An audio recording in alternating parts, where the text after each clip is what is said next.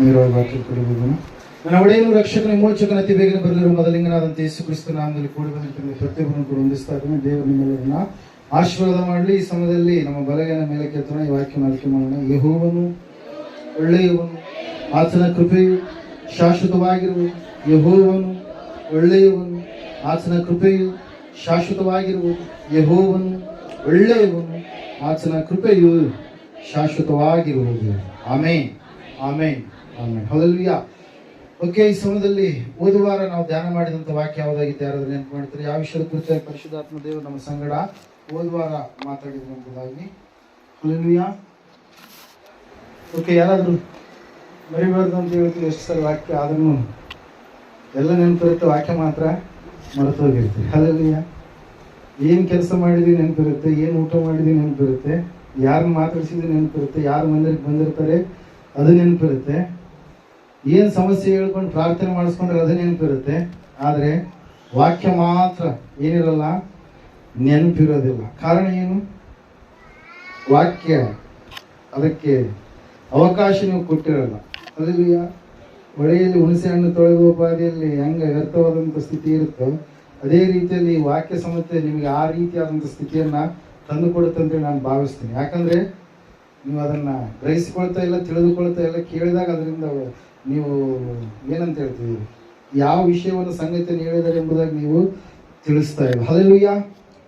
Price the Lord. ಈ ಸಮಯದಲ್ಲಿ ನಾವು ನೇರವಾಗಿ ವಾಕ್ಯ ಕಡೆ ಹೋಗೋಣ. ಓದುವಾರ ಯಾವುದಿತ್ತು ವಾಕ್ಯ? ಇವಾಗ ನನ್ನ ಜನರು ಎಂಬುದಾಗಿ. ಹಲ್ಲೆಲೂಯಾ. ನನ್ನ ಜನರು ಎಂಬುದಾಗಿ ದೇವರು ಅವರು ತಪ್ಪಿ ಹೋದಾಗಲೂ ಕೂಡ, ಅವರು ತಿಳುವಳಿಕೆ ಇಲ್ಲದೆ ಇರುವಾಗಲೂ ಕೂಡ, ಯಜಮಾನನು ಯಾರೆಂಬುದಾಗಿ ತಿಳಿಯಲಾರದ ಸ್ಥಿತಿಯಲ್ಲಿ ಇದ್ದಾಗಲೂ ಕೂಡ, ಅವರು ಜ್ಞಾನಹೀನರಾಗಿ ಹಾಳಾಗಿ ಹೋಗಿದ್ದಾಗಲೂ ಕೂಡ ದೇವರು ಮತ್ತೆ ನನ್ನ ಜನರು ಎಂಬುದಾಗಿ ಏನ್ ಮಾಡ್ತಾ ಇದ್ದಾನೆ? ಕರಿತಾ ಇದ್ದಾನೆ. ಪ್ರಿಯರೇ, ಹಲ್ಲೆಲೂಯಾ. ಇಲ್ಲಿ ದೇವರ ವಾಕ್ಯದಲ್ಲಿ ನಾವು ನೋಡ್ತಾ ಇದ್ದೇವೆ, ಸತ್ಯವೇದ ಹೇಳ್ತಾ ಇದೆ ಸ್ಪಷ್ಟವಾಗಿ, ಆ ನನ್ನ ಜನರು ಯಜಮಾನನನ್ನ ತಿಳಿದುಕೊಳ್ಳಲಾರದ ಹಾಗೆ ತಿಳುವಳಿಕೆ ಇರಲಾರದಂತ ಸ್ಥಿತಿಯಲ್ಲಿ ಹೋದಾಗಲೂ ಕೂಡ, ಆ ನನ್ನ ಜನರು ನನ್ನನ್ನು ಮರೆತು ಹೋದಾಗಲೂ ಕೂಡ, ಆ ನನ್ನ ಜನರು ನಾವು ವಾಕ್ಯದಲ್ಲಿ ನಾವು ನೋಡ್ತಾ ಇದ್ದೇವೆ ಜ್ಞಾನಹೀನರಾಗಿ ಹಾಳಾಗಿ ಹೋಗಿದ್ದಾಗಲೂ ಕೂಡ ಅವರು ನನ್ನ ಮಕ್ಕಳೇ ಎಂಬುದಾಗಿ ಪುನಃ ನನ್ನ ಜನರು ಆಶಾಭಂಗಕ್ಕೆ ಈಡಾಗುವುದಿಲ್ಲ. ಯಾಕಂದ್ರೆ ನಾನು ಅವರಿಗೆ ಸಹಾಯಕನಾಗಿ ಇರ್ತೀನಿ ಎನ್ನುವಂಥದ್ದು ದೇವರ ಮಾತು. ಪ್ರಿಯರೇ, ದೇವರು ನಮ್ಮನ್ನು ಯಾವತ್ತೂ ಕೂಡ ಬಿಟ್ಟುಕೊಡಲ್ಲ. ನಾವು ಆತನ ಅಂಗೈಗಳಲ್ಲಿ ಚಿತ್ರಿತವಾಗಿದ್ದೇವೆ. ನಾವೇ ಆತನ ಕೈಯಿಂದ ಕೊಸರಿಕೊಂಡು ಹೊರಗಡೆ ಓಡ್ತೀವಿ ಹೊರತಾಗಿ ದೇವರು ಯಾವತ್ತಿಗೂ ಕೂಡ ನಮ್ಮ ಕೈಯನ್ನ ಬಿಡಲಾರದಂತ ದೇವರಾಗಿದ್ದಾನೆ. ಪ್ರಿಯರೇ, hallelujah. Praise the Lord. Okay, ದೇವರಿಗೆ ಸ್ತೋತ್ರ. ಅಷ್ಟಾದ್ರೂ ನೆನ್ಪಿಟ್ಕೊಂಡಿದ್ದೀರಲ್ಲ, ದೇವ್ರ ನಮಗೆ ಮಹಿಮೆ ಉಂಟಾಗಲಿ, ದೇವ್ರ ನಮಗೆ ಸ್ತೋತ್ರ ಉಂಟಾಗಲಿ. ಈ ಸಮಯದಲ್ಲಿ ಕೀರ್ತನೆಗಳ ಪುಸ್ತಕ 94ನೇ ಕೀರ್ತನೆ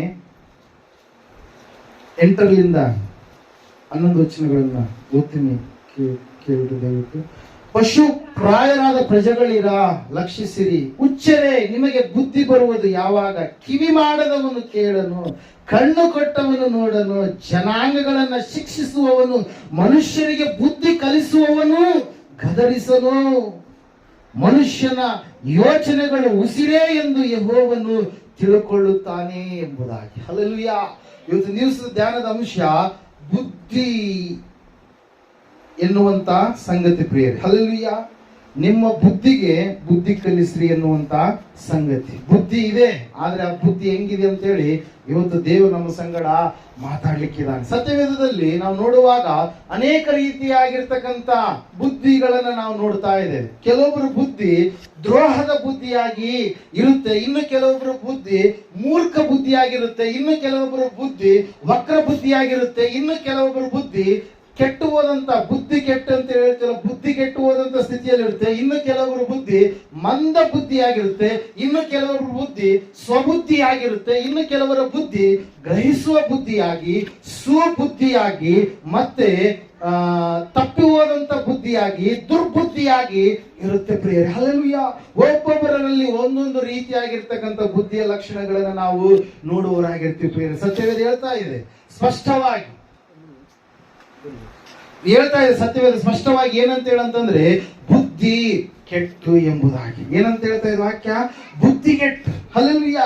ಆ ಬುದ್ಧಿಯನ್ನು ನೀವು ಕೆಡಿಸಿಕೊಳ್ಳಬೇಡ್ರಿ. ದೇವರು ಹೇಳ್ತಾ ಇದ್ದಾರೆ ನಿಮಗೆ ಬುದ್ಧಿ ಬರುವುದು ಯಾವಾಗ ನಿಮಗೆ ಬುದ್ಧಿ ಯಾವಾಗ ಬರುತ್ತೆ? ನೀವು ನನ್ನ ಮಾತುಗಳನ್ನ ಕೇಳಲಾರದೆ ಓದ್ತಾ ಇದ್ದೀರಲ್ಲ, ನೀವು ನನ್ನ ಮಾತುಗಳನ್ನ ಗ್ರಹಿಸಿಕೊಳ್ಳಾರದೆ ಓದ್ತಾ ಇದ್ದೀರಲ್ಲ, ನೀವು ನನ್ನ ಮಾತುಗಳಿಗೆ ವಿಧೇಯತೆಯನ್ನು ತೋರಿಸಲಾರದೆ ಓದ್ತಾ ಇದ್ದೀರಲ್ಲ, ನಿಮಗೆ ಇನ್ನೂ ಬುದ್ಧಿ ಬರಲಿಲ್ಲವೇ? ನಿಮಗೆ ಬುದ್ಧಿ ಬರುವುದು ಯಾವಾಗ? ನಾವು ನೋಡ್ತಾ ಇದ್ದೇವೆ, ವಾಕ್ಯ ಹೇಳ್ತಾ ಇದೆ, ಮನುಷ್ಯರಿಗೆ ಬುದ್ಧಿ ಕಲಿಸುವಂತ ಆತನಂತೆ. ಯಾರು? ದೇವರು ಪ್ರಿಯರೇ. ಹಲ್ಲೆಲೂಯಾ. ಯಾರಂತೆ? ದೇವರು ಮನುಷ್ಯರಿಗೆ ಬುದ್ಧಿಯನ್ನ ಕಲಿಸುವಂತ ಆತನು. ಈ ಸಮಯದಲ್ಲಿ ಕೆಲವೊಂದು ಸಂಗತಿಗಳನ್ನ ನಾವು ನೋಡೋಣ.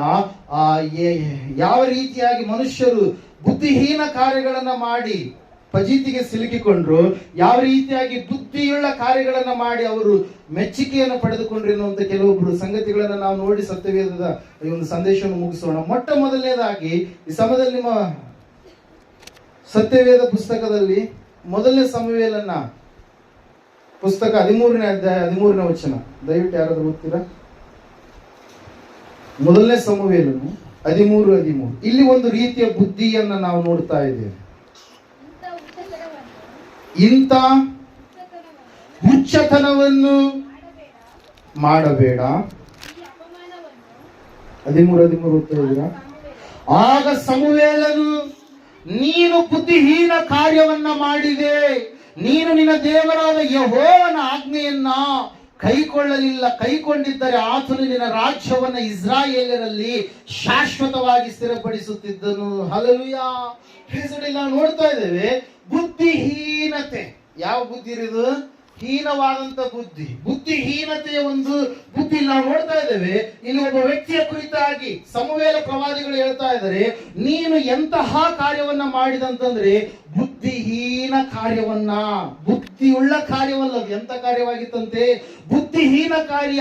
ನೀನು ಬುದ್ಧಿಹೀನ ಕಾರ್ಯವನ್ನ ಮಾಡಿದೆ, ಅದಕ್ಕಾಗಿ ನೀನು ನಿನ್ನ ಅರಸುತನವನ್ನ, ನಿನ್ನ ರಾಜ್ಯವನ್ನ ನೀನು ಕಳೆದುಕೊಳ್ಳಬೇಕಾಗುತ್ತೆ. ಹಲ್ಲೆಲೂಯಾ.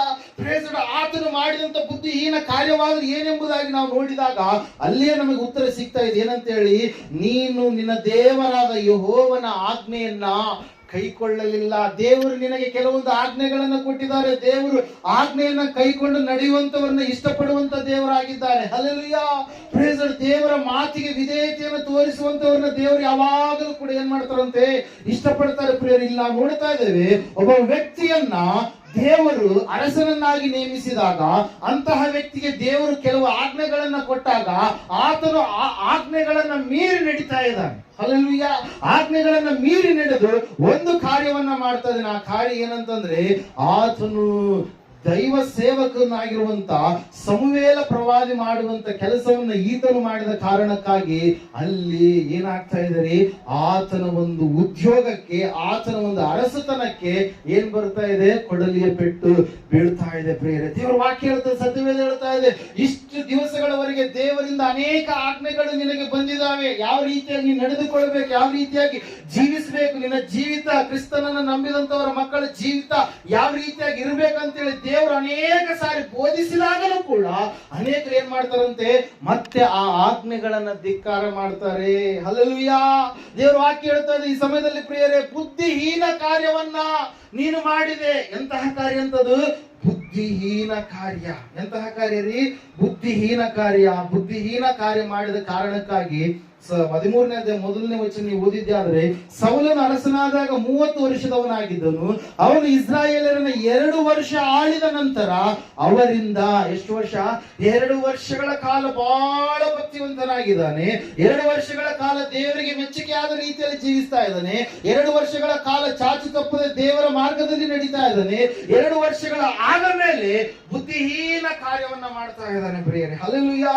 Praise God. ಅದಕ್ಕಾಗಿ ಪ್ರಿಯರೇ, ದೇವರ ವಾಕ್ಯ ಹೇಳ್ತದೆ, ಸತ್ಯವೇದ ಹೇಳ್ತಾ ಇದೆ, ಆ ಬುದ್ಧಿಹೀನ ಕಾರ್ಯ ನಿನ್ನಲ್ಲಿ ಇರಬಾರದು. ದೇವರ ಆಜ್ಞೆಗಳನ್ನು ಕೈಕೊಂಡು ನಡೆಯುವಂತ ಕುಮಾರಿ ನೀನು ಆಗುವಂತಾದ್ರೆ, ಮಗಳು ನೀನು ಆಗುವಂತದ್ದೇ ಆದ್ರೆ, ನಿನ್ನಗೆ ದೇವರು ಕೊಟ್ಟಿರ್ತಕ್ಕಂಥ ಬಾಧ್ಯತೆ ಎನ್ನುವಂಥದ್ದು ಏನಾಗೋದಿಲ್ಲ? ತೊಲಗಿಸಲ್ಪಡುವುದಿಲ್ಲ. ದೇವರು ನಿನ್ನನ್ನ ಕರೆದಿರ್ತಾನೆ ತನ್ನ ಮಗನಾಗುವುದಕ್ಕಾಗಿ, ತನ್ನ ಮಗಳಾಗುವುದಕ್ಕಾಗಿ, ಪರಲೋಕವನ್ನು ನಿನಗೆ ಕೊಡುವುದಕ್ಕಾಗಿ. ಹಲ್ಲೆಲೂಯಾ. Praise god. ನಿನಗೊಂದು ಜವಾಬ್ದಾರಿಯನ್ನು ಕೊಟ್ಟಿದ್ದಾನೆ, ಒಂದು ಸ್ಥಾನವನ್ನ ದೇವರು ಕಲ್ಪಿಸಿ ಕೊಟ್ಟಿದ್ದಾನೆ. ಅದನ್ನು ನೀನು ಏನ್ ಮಾಡಬಾರ್ದು? ಕಳೆದುಕೊಳ್ಳಬಾರದು. ಸೌಲನಿಗೆ ಒಂದು ಅಧಿಕಾರವನ್ನ ದೇವರು ಕೊಟ್ಟ, ರಾಜನ ಅಧಿಕಾರ. ಆದ್ರೆ ಸೌಲ ಆಜ್ಞೆ ಮೀರಿ ನಡೆದು ಬುದ್ಧಿಹೀನ ಕೆಲಸ ಮಾಡಿ ಅದನ್ನು ಅವನು ಕಳೆದುಕೊಂಡ ಪ್ರಿಯರೇ. ಹಲ್ಲೆಲೂಯಾ.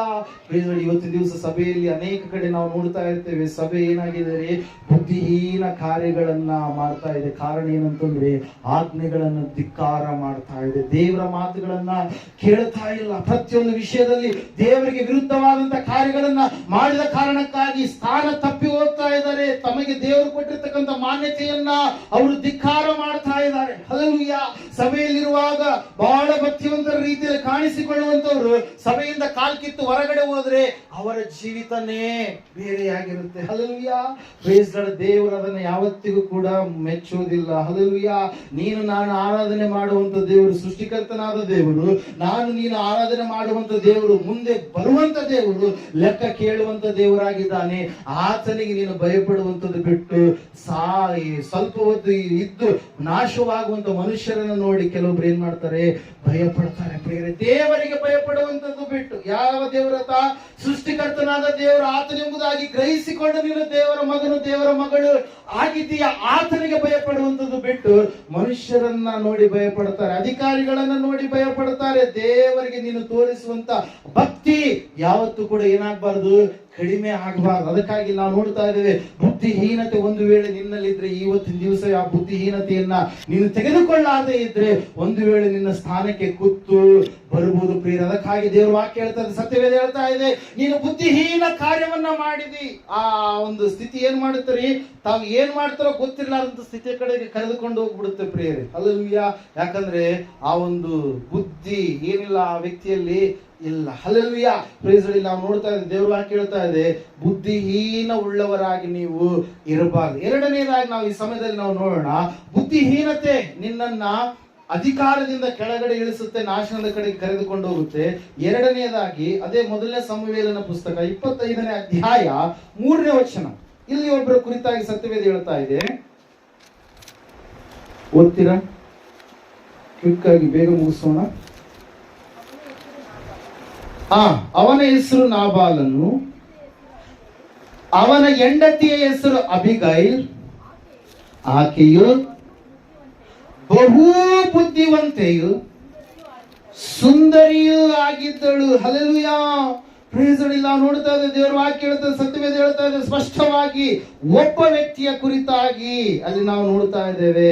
ಅವನ ಹೆಸರು ನಾಬಾಲ್, ಅವನ ಹೆಂಡತಿ ಹೆಸರು ಅಬಿಗೈಲ್, ಆಕೆಯು ಬಹು ಬುದ್ಧಿವಂತೆಯು ಸುಂದರಿಯು ಆಗಿದ್ದಳು ಎಂಬುದಾಗಿ. ಹಲ್ಲೆಲೂಯಾ.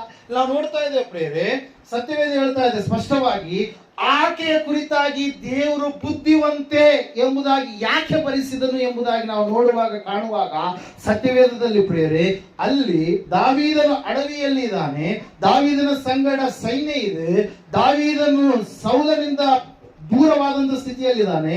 ದಾವೀದನ್ನು ಅಡವಿಯಲ್ಲಿರುವಾಗ ನಾಬಾಲನು ಎನ್ನುವಂತ ವ್ಯಕ್ತಿ, ಕಾಲೇಬನ ವಂಶದವನಾಗಿರ್ತಕ್ಕಂಥ ವ್ಯಕ್ತಿ, ನಿಷ್ಠೂರನು ದುಷ್ಕರ್ಮಿ ಆಗಿರ್ತಕ್ಕಂಥ ಆ ವ್ಯಕ್ತಿ, ಸತ್ಯವೇದದಲ್ಲಿ ನಾವು ನೋಡ್ತಾ ಇದ್ದೇವೆ, ಆ ವ್ಯಕ್ತಿಗೆ ಕುರಿಗಳು, ಆತನ ಕುರಿಗಳು ಅಡವಿಯಲ್ಲಿರುವಾಗ ದಾವೀದನ ಸೈನಿಕರು, ದಾವೀದನ ಎಲ್ಲವುಗಳಿಗೆ ಒಂದು ಒಳ್ಳೆ ಪ್ರೊಟೆಕ್ಷನ್ ರೀತಿಯಲ್ಲಿ, ಸೈನಿಕರ ರೀತಿಯಲ್ಲಿ ಇದ್ದ ಕಾರಣಕ್ಕಾಗಿ ನಾಬಾಲನ ಕುರಿಗಳಿಗೆ ಮತ್ತು ಕುರಿ ಕಾಯುವಂತವರಿಗೆ ಯಾವ ಅಪಾಯ ಕೂಡ ಆಗಲಿಲ್ಲ ಪ್ರಿಯರೇ. ಹಲ್ಲೆಲೂಯಾ. Praise Lord. ಹೇಳುವಂತ ಸಂಗತಿ ನೀವು ಗ್ರಹಿಸಿಕೊಳ್ಬೇಕು, ದಾವೀದನು ಅಡವಿಯಲ್ಲಿದ್ದಾನೆ, ನಾಬಾಲನು ಏನ್ ಮಾಡ್ತಾ ಇದ್ದಾನೆ, ತನ್ನ ಕುರಿಗಳನ್ನು ಅಡವಿಗೆ ಕೆಲಸದವರಿಗೆ ಕಳುಹಿಸಿದಂತ ಸಮಯದಲ್ಲಿ, ಆಳುಗಳಿಗೆ ಕಳುಹಿಸಿದಂತ ಸಮಯದಲ್ಲಿ ಅಲ್ಲಿ ಆತನ ಕುರಿಗಳು ಕೇಡನ್ನ, ಅಪಾಯವನ್ನ ಎದುರಿಸಬೇಕಾಗಿತ್ತು, ಕಳ್ಳರಿಂದ, ಭಯಂಕರವಾಗಿರ್ತಕ್ಕಂಥ ಬೇರೆ ರಾಜ್ಯಗಳವರಿಂದ. ಆದ್ರೆ ದಾವೀದನು ಅಲ್ಲಿ ಇದ್ದ ಕಾರಣಕ್ಕಾಗಿ, ದಾವೀದನ ಸೈನ್ಯ ಅಲ್ಲಿದ್ದ ಕಾರಣಕ್ಕಾಗಿ ನಾಬಾಲನ ಅದೇನಂತ ಹೇಳ್ತೀವಿ ಕುರಿ ಸಂಪತ್ತಿಗೆ ಯಾವುದೇ ರೀತಿಯಾದಂತ ಸಮಸ್ಯೆ ಆಗಲಿಲ್ಲ, ನಷ್ಟ ಆಗಲಿಲ್ಲ. ಹಲ್ಲೆಲೂಯಾ. Praise Lord. ನಾವು ನೋಡ್ತಾ ಇದ್ದೇವೆ, ದಾವೀದನಿಗೆ ಒಂದು ಆಹಾರದ ವಿಷಯದಲ್ಲಿ ಕೆಲವೊಂದು ವಿಷಯಗಳಲ್ಲಿ ಸಮಸ್ಯೆ ಬಂದಾಗ ನಾನು ಆತನಿಗೆ ಉಪಕಾರ ಮಾಡಿದ್ದಾನೆ, ಅವನು ನನಗೆ ಏನಾದ್ರೂ ಪ್ರತ್ಯುಪಕಾರ ಮಾಡ್ತಾನೇನೋ ಎಂಬುದಾಗಿ ನೆನೆಸಿ ಏನ್ ಮಾಡ್ತಾ ಇದ್ದಾನ್ರಿ, ಸಮುವೇಲನು ಮೃತ್ಯು ಹೊಂದಿದಂತ ಆ ಸಮಯದಲ್ಲಿ ಏನ್ ಮಾಡ್ತಾ ಇದ್ದಾನೆ, ದಾವೀದನು ಪಾರಾನ್ ಅರಣ್ಯದಲ್ಲಿ ಇದ್ದಂತ ಸಮಯದಲ್ಲಿ ಕಾರ್ಮೇಲಿನಲ್ಲಿ ಇರ್ತಕ್ಕಂಥ ನಾಬಾಲನ ಬಳಿಗೆ ಏನ್ ಮಾಡ್ತಾ ಇದ್ದಾನೆ, ತನ್ನ ಆಳುಗಳನ್ನ ಕಳಿಸ್ತಾ ಇದ್ದಾನೆ. ಕಳಿಸಿದಂತ ಸಮಯದಲ್ಲಿ ಈ ನಾಬಾಲನು ಬಹಳ ದುಷ್ಟ ಪ್ರಿಯರು, ಹಲ್ಲೆಲೂಯಾ, ಬಹಳ ವಕ್ರ ಬುದ್ಧಿ ಉಳ್ಳಂತ ವ್ಯಕ್ತಿ, ದೇವರಿಗೆ ಮೆಚ್ಚುಗೆಯಾದ ರೀತಿಯಲ್ಲಿ ಜೀವಿಸುವಂತ ವ್ಯಕ್ತಿ ಅಲ್ಲ, ಬಹಳ ಗರ್ವಿ, ಬಹಳ ಅಹಂಕಾರಿ ಪ್ರಿಯರೇ, ಹಲ್ಲೆಲೂಯಾ.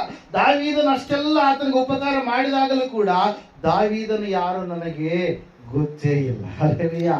Praise lord. ನೋಡ್ರಿ, ಇವತ್ತಿನ ದಿವಸದಲ್ಲಿ ಜನರು ಹೆಂಗಿರ್ತಾರೆ ಅಂತಂದ್ರೆ, ಅವರಿಗೆ ಉಪಕಾರ ಮಾಡಿದಂಥವ್ರು ಯಾರಿರ್ತಾರೆ, ಸಹಾಯ ಮಾಡಿದಂಥವ್ರು ಯಾರಿರ್ತಾರೆ, ಕಷ್ಟ ಕಾಲದಲ್ಲಿ ಆತುಕೊಂಡಂಥವ್ರು ಯಾರಿರ್ತಾರೆ, ಅಂಥವ್ರನ್ನ ಅವ್ರು ಯಾರು ನಮಗೆ ಗೊತ್ತಿಲ್ಲ. ನಮ್ಮ ಜ್ಞಾನ, ನಮ್ಮ ಬುದ್ಧಿ, ನಮ್ಮ ಸಾಮರ್ಥ್ಯದಿಂದ ನಾವು ಮೇಲಕ್ಕೆ ಬಂದಿದೆ ಹೊರತಾಗಿ ಯಾರು ನಮಗೆ ಉಪಕಾರ ಮಾಡಲಿಲ್ಲ ಎಂಬುದಾಗಿ ಹೇಳ್ಕೊಳ್ತಾ ಇರ್ತಾರೆ. ಆದ್ರೆ ಇಲ್ಲಿ ವಾಕ್ಯದಲ್ಲಿ ನಾವು ನೋಡ್ತಾ ಇದ್ದೇವೆ, ಆ ನಾಬಾಲನು ಅಷ್ಟು ಸುಖದಿಂದ ಇದ್ದಾನಂದ್ರೆ ಕಾರಣ ದಾವೀದ, ಹಲ್ಲೆಲೂಯಾ.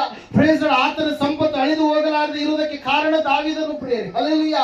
Praise lord. ಆದ್ರೆ ನಾವು ನೋಡ್ತಾ ಇದ್ದೇವೆ, ನಾಬಾಲನು ಆ ದಾವೀದನು ಯಾರು ನನಗೆ ಗೊತ್ತಿಲ್ಲ, ನನಗೆ ಸೌಲನು ಮಾತ್ರ ಗೊತ್ತು ಎಂಬುದಾಗಿ ಹೇಳಿ ಏನ್ ಮಾಡ್ತಾ ಇದ್ದಾನ್ರಿ, ತಾನು ಪುನಃ ತನ್ನ ಕೆಲಸದಲ್ಲಿ ನಿಮಗ್ನಾದಾಗ ಈ ಆಳುಗಳು ಹೋಗಿ ದಾವೀದನಿಗೆ ತಿಳಿಸ್ತಾರೆ ಈ ಸುದ್ದಿಯನ್ನು, ಹಲ್ಲೆಲೂಯಾ. ಸುದ್ದಿಯನ್ನು ತಿಳಿಸಿದಾಗ ದಾವೀದನಿಗೆ ಬಹಳ ಕೋಪ ಬಂದು ಏನ್ ಮಾಡ್ತಾನೆ, ನಾಬಾಲನ ವಂಶದಲ್ಲಿ ಯಾರು ಕೂಡ ಉಳಿಬಾರದು, ಎಲ್ಲ ಗಂಡಸರನ್ನ ಸಾಯಿಸ್ಬೇಕಂತೇಳಿ ಆತನ ಗುಡ್ಡದಿಂದ ಕೆಳಗಡೆ ಇಳಿದು ಬರುವಂತ ಸಮಯದಲ್ಲಿ ಆ ಒಂದು ಸಂಗತಿ ಯಾರಿಗೆ ಗೊತ್ತಾಗ್ತಾ ಇದೆ, ನಾಬಾಲನ ಹೆಂಡತಿ. ನಾಬಾಲ್ ಅಂದ್ರೆ ಮೂರ್ಖ ಅಂತೇಳಿ ಅರ್ಥ, ಹಲ್ಲೆಲೂಯಾ. ನಾಬಾಲನ ಹೆಂಡತಿ ಆಗಿರ್ತಕ್ಕಂಥ ಅಬಿಗೈಲಳಿಗೆ ಗೊತ್ತಾಗ್ತಾ ಇದೆ. ಗೊತ್ತಾದಾಗ ಆಕೆ ದಾವೀದನ ಬಳಿಗೆ ಹೋಗುವುದಕ್ಕೆ ಸಿದ್ಧಳಾಗ್ತಾ ಇದ್ದಾಳೆ ಪ್ರಿಯರೇ. ಯಾರ್ರೀ? ಅಬಿಗೈಲಳು, ಹಲ್ಲೆಲೂಯಾ. ಯಾಕೆ ಸತ್ಯವೇದ ಆಕೆಯನ್ನ ಬುದ್ಧಿವಂತೆ ಎಂಬುದಾಗಿ ಹೇಳ್ತಾ ಇದೆ ಅಂತಂದ್ರೆ, ಮೊದಲನೇ ಸಮುವೇಲನ ಗ್ರಂಥ 25-18 ವಚನದಲ್ಲಿ ನೀವು ಓದಿದ್ದೆ ಆದ್ರೆ ಆಕೆಗೆ ಗೊತ್ತಿದೆ ಏನಂತ ಹೇಳಂತಂದ್ರೆ, ಮುಂದೆ ಅಪಾಯ ಇದೆ, ನನ್ನ ಮೇಲೆ ದಾವೀದ ಮಹಾರಾಜ ಬಂದು ನಮ್ಮ ವಂಶವನ್ನ ನಾಶ ಮಾಡಿಬಿಡ್ತಾನೆ ಅಂತೇಳಿ ಆಕೆಗೆ ಗೊತ್ತಿದೆ. ಆದ್ರೆ ಧೈರ್ಯದಿಂದ ಆಕೆ ಏನ್ ಮಾಡ್ತಾ ಇದ್ದಾಳೆ, ಮುಂದಕ್ಕೆ ಹೋಗ್ತಾ ಇದ್ದಾಳೆ ಪ್ರಿಯರೇ, ಹಲ್ಲೆಲೂಯಾ. ಪ್ರೇಸ್ ದೇವರ ವಾಕ್ಯದಲ್ಲಿ ನಾವು ನೋಡ್ತಾ ಇದ್ದೇವೆ, ಆಕೆ ಬುದ್ಧಿವಂತೆ. ಕಾರಣ ಏನಂತಂದ್ರೆ, ಆಕೆ ಅಪಾಯ ಇದೆ ಅಂತೇಳಿ ಗೊತ್ತಾದಾಗಲೂ ಕೂಡ ತನ್ನ ಧೈರ್ಯವನ್ನ ಬಿಟ್ಟುಕೊಡದೆ, ನೋಡೋಣ, ನನ್ನ ಯಜಮಾನ ತಪ್ಪು ಮಾಡಿದ್ದಾನೆ ನಿಜ, ಆದ್ರೆ ಆ ತಪ್ಪನ್ನ ತಿದ್ದಿಕೊಳ್ಳುವಂತ ಒಂದು ಸಮಯ, ಅವಕಾಶ ಎನ್ನುವಂಥದ್ದು ಇದೆ ಅಲ್ವಾ ಎಂಬುದಾಗಿ ನೆನೆಸಿ ಆಕೆ ಏನ್ ಮಾಡ್ತಾ ಇದ್ದಾಳೆ, ಕಾಲ್ ಕಿತ್ತು ಎಲ್ಲಿಗೆ ಹೋಗ್ತಾ ಇದ್ದಾಳ್ರಿ, ಗಂಡನಿಗೆ ಒಂದು ಮಾತು ಹೇಳಿದೆ. ಯಾಕಂದ್ರೆ ಗಂಡ ಅವನು ಏನಾಗಿದ್ದಾನೆ, ಮೂರ್ಖನಾಗಿದ್ದಾನೆ, ಅವನು ಬಹಳ ಎಡ್ಡ ಇದ್ದಾನೆ, ದಡ್ಡ ಇದ್ದಾನೆ, ಆ ಉಪಕಾರ ಮಾಡಿದವರಿಗೆ ಅಪಕಾರ ಮಾಡುವಂತ ವ್ಯಕ್ತಿಯಾಗಿದ್ದಾನೆ. ಅದಕ್ಕಾಗಿ ತಾನೇ ಆಕೆ ಏನ್ ಮಾಡ್ತಾ ಇದ್ದಾಳೆ, ಹೊರಡ್ತಾ ಇದ್ದಾಳೆ ಪ್ರಿಯರೇ. ಆಕೆಯಲ್ಲಿ ಮಾನವೀಯತೆ ಗುಣಗಳಿದಾವೆ. ಆಕೆ ನೆನೆಸ್ತಾ ಇದ್ದಾಳೆ, ದಾವೀದನಿಗೆ ಕೋಪ ಇದೆ ಈ ಸಮಯದಲ್ಲಿ, ನಾನು ಸಮಾಧಾನವನ್ನ ಮಾಡ್ಬೇಕಂತೇಳಿ, ಹಲ್ಲೆಲೂಯಾ.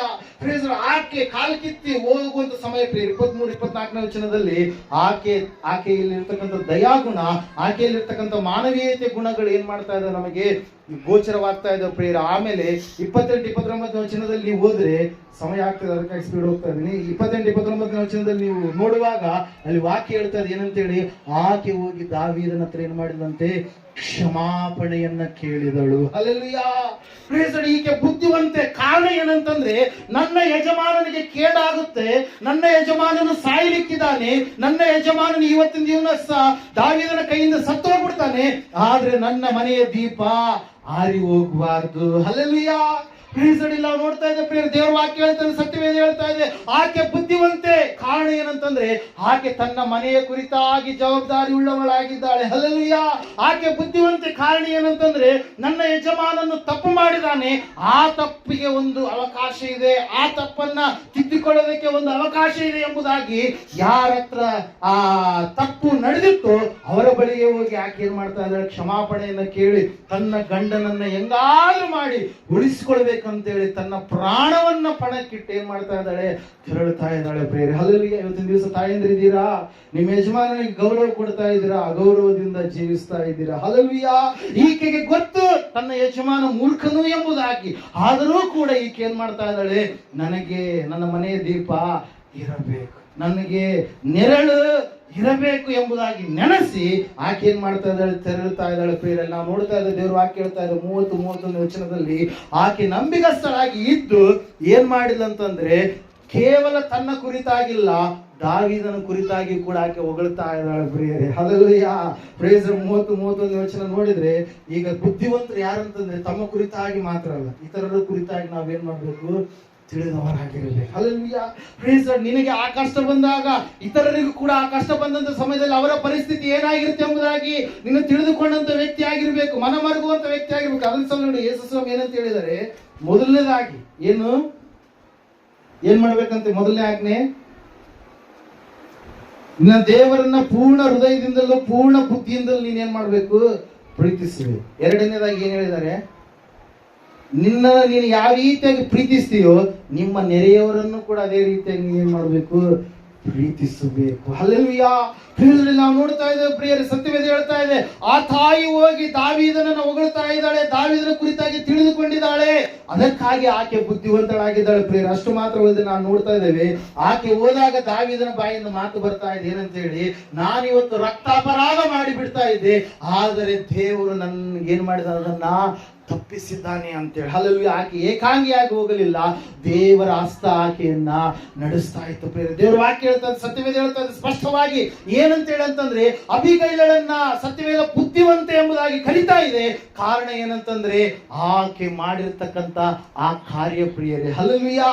Praise Lord. ಇವತ್ತಿನ ದಿವಸ ಮೊದಲನೇದಾಗಿ ಬುದ್ಧಿಹೀನ ಕಾರ್ಯ ಮಾಡಿರ್ತಕ್ಕಂಥ ಸೌಲ ತನ್ನ ಅರಸುತನವನ್ನ ಕಳೆದುಕೊಂಡ, ಅಬಿಗೈಲಳು ಬುದ್ಧಿವಂತಳಾಗಿ ನಡೆದ ಕಾರಣಕ್ಕಾಗಿ ಆಕೆ ತನ್ನ ಯಜಮಾನನ ಮೇಲೆ ಬರ್ತಕ್ಕಂಥ ಕತ್ತಿಯನ್ನ ಆಕೆ ತಪ್ಪಿಸಿ ಯಜಮಾನನ ಪ್ರಾಣವನ್ನ ಆಕೆ ಏನ್ ಮಾಡ್ತಾಳೆ? ಉಳಿಸ್ತಾಳೆ ಪ್ರಿಯರೇ. ಮೂರನೇದಾಗಿ ಸಮಯದಲ್ಲಿ ನಾವು ನೋಡ್ತಾ ಇದ್ದೇವೆ, ಮತ್ತಾಯ ಬರೆದ ಸುವಾರ್ತೆ 7:24 ನೀವು ಓದಿದ್ದೆ. ಅದರಲ್ಲಿ ಯೇಸು ಸ್ವಾಮಿ ಒಂದು ಮಾತನ್ನ, ವಿಷಯವನ್ನ, ಸಂಗತಿಯನ್ನ ತಿಳಿಸ್ತಾ ಇದ್ದಾರೆ. ಬೆಟ್ಟದ ಮೇಲೆ ಪ್ರಸಂಗ ಮಾಡುವಂತ ಸಮಯದಲ್ಲಿ ಈ ನನ್ನ ಮಾತುಗಳನ್ನ ಒತ್ತಿರಿ ಯಾರಾದ್ರು. ಆದುದರಿಂದ ಈ ನನ್ನ ಮಾತುಗಳನ್ನ ಕೇಳಿ ಅವುಗಳಂತೆ ನಡೆಯುವನು ಬಂಡೆಯ ಮೇಲೆ ಮನೆಯನ್ನ ಕಟ್ಟಿಕೊಂಡ ಬುದ್ಧಿಯುಳ್ಳ ಮನುಷ್ಯನನ್ನ ಹೋಲುವನು. ಕಟ್ಟಿದ ಮೇಲೆ ಮಳೆ ಸುರಿಯಿತು, ಹಳ್ಳಗಳು ಬಂದವು, 4 ಕಡೆಯಿಂದ ಗಾಳಿ ಬೀಸಿ ಆ ಮನೆಗೆ ಬಡಿಯಿತು. ಆದಾಗ್ಯೂ ಅದರ ಅಸ್ತಿವಾರವು ಬಂಡೆಯ ಮೇಲಿದ್ದರಿಂದ ಅದು ಬೀಳಲಿಲ್ಲ. ಆದರೆ ಈ ನನ್ನ ಮಾತುಗಳನ್ನ ಕೇಳಿಯು ಅವುಗಳಂತೆ ನಡೆಯದ ಪ್ರತಿಯೊಬ್ಬನು ಉಸುವಿನ ಮೇಲೆ ಮನೆಯನ್ನ ಕಟ್ಟಿಕೊಂಡ ಬುದ್ಧಿಹೀನ ಮನುಷ್ಯನನ್ನ ಹೋಲುವನು. ಕಟ್ಟಿದ ಮೇಲೆ ಮಳೆ ಸುರಿಯಿತು, ಹಳ್ಳಗಳು ಬಂದವು, 4 ಕಡೆಯಿಂದ ಗಾಳಿ ಬೀಸಿ ಆ ಮನೆಗೆ ಹೊಡೆಯಿತು, ಆಗ ಅದು ದಡ ಮನೆ ಕಡ್ಕೊಂಡು ಬಿತ್ತು. ಯೇಸು ಸ್ವಾಮಿ ಹೇಳ್ತಾ ಇದ್ದಾರೆ ಪ್ರಿಯರೇ, ಮೂರನೇದಾಗಿ ಏನಂತ ಹೇಳಂತಂದ್ರೆ, ಬುದ್ಧಿವಂತೆ ಆದ್ಮೇಲೆ ಬುದ್ಧಿವಂತ. ಯಾರು ಬುದ್ಧಿವಂತ ಎಂಬುದಾಗಿ ಹೇಳ್ತಾ ಇದ್ದಾರೆ ಅಂತಂದ್ರೆ, ಈ ನನ್ನ ಮಾತುಗಳನ್ನ ಕೇಳಿ ಅವುಗಳಂತೆ ನಡೆಯುವವನು ಬಂಡೆಯ ಮೇಲೆ ಮನೆಯನ್ನ ಕಟ್ಟಿಕೊಂಡಂತ ಬುದ್ಧಿಯುಳ್ಳ ಮನುಷ್ಯನನ್ನ ಹೋಲ್ತಾನೆ ಎಂಬುದಾಗಿ. ಹಲ್ಲೆಲೂಯಾ. Praise Lord. ನಾವು ನೋಡ್ತಾ ಇದ್ದೇವೆ, ಬಂಡೆ ಯಾರಾಗಿದ್ದಾರೆ? ಯೇಸು ಕ್ರಿಸ್ತನಾಗಿದ್ದಾನೆ. ದೇವರ ವಾಕ್ಯ ಹೇಳ್ತಾ ಇದೆ, ನೀವು ಧೈರ್ಯ ಬಿಡಲಾದೆ ಇದ್ರೆ ನಾವೇ ದೇವರ ಮನೆಯವರು ಅಂತೇಳಿ. ಕ್ರಿಸ್ತನೆನ್ನುವಂತ ಬಂಡೆ ಅಸ್ತಿವಾರದ ಮೇಲೆ ಮನೆ ಕಟ್ಟಲ್ಪಡಬೇಕು. ಯಾರು ಕಟ್ಟಲ್ಪಡಬೇಕು? ನಾವು, ನೀವೆಲ್ಲರೂ ಪ್ರಿಯರೇ. ಹಲ್ಲೆಲೂಯಾ. ಆತನ ಮಾತುಗಳ ಮೇಲೆ ನಮ್ಮ ಜೀವಿತಗಳನ್ನು ನಾವು ಕಟ್ಟಿಕೊಳ್ಳುವಂತದ್ದಾದ್ರೆ ನಮ್ಮನ್ನ ಭಕ್ತಿವಂತರು ಎಂಬುದಾಗಿ, ಬುದ್ಧಿವಂತರು ಎಂಬುದಾಗಿ, ಬುದ್ಧಿಯುಳ್ಳ ಮನುಷ್ಯರು ಎಂಬುದಾಗಿ ಸತ್ಯವೇದ ನಮಗೆ ಏನ್ ಕೊಡ್ತಾ ಇದೆ? ಹೆಸರನ್ನ ಕೊಡ್ತಾ ಇದೆ ಪ್ರಿಯರೇ. ನಾವು ನೋಡ್ತಾ ಇದ್ದೇವೆ, ದೇವರ ವಾಕ್ಯ ಹೇಳ್ತದೆ, ಸತ್ಯವೇದ ಹೇಳ್ತಾ ಇದೆ, ಆ ಬುದ್ಧಿವಂತನು ತನ್ನ ಮನೆಯನ್ನ ಕಟ್ಟಿಕೊಳ್ಳಬೇಕಾದ್ರೆ ಆತನಿಗೆ 3 ರೀತಿಯ ಅಪಾಯಗಳು ಬಂದು ಪ್ರಿಯರೇ. ಆತನ ನಾನು ಯಾಕೆ ಬುದ್ಧಿವಂತ ಎಂಬುದಾಗಿ ಹೇಳ್ತದೆ ಸತ್ಯವೇದಂತೆ ಅಂದ್ರೆ, ಮೊದಲನೇದಾಗಿ ಏನಂತ ಹೇಳಂತಂದ್ರೆ, ಆ ಬಂಡೆಗೆ ಏನ್ ಬಂತಂತೆ? ಕಟ್ಟಿದ ಮೇಲೆ ಮಳೆ ಸುರಿಯಿತು. ಏನ್ ಸುರಿಯಿತು? ಮಳೆ ಸುರಿದಾಗ ಏನಾಗುತ್ತೆ? ವಾನವಸ್ಥೆ ಕೊಂಪರು ಮುಂಚ್ತಾಯಿ ಅಂತ ಹೇಳಿ ಒಂದು ತೆಲುಗಲ್ಲಿ ಮಾತಾಡುತ್ತೆ. Price Lord. ಏನಂತ ಹೇಳಿ, ಮಳೆ ಬಂದ್ರ ಏನಂತ ಹೇಳ್ತೀವಿ ಕನ್ನಡದಲ್ಲಿ? ಕೊಂಪಲು ಮುಂಚ್ತಾಯಿ. ಕನ್ನಡದಲ್ಲಿ ಏನಂತಾರೆ?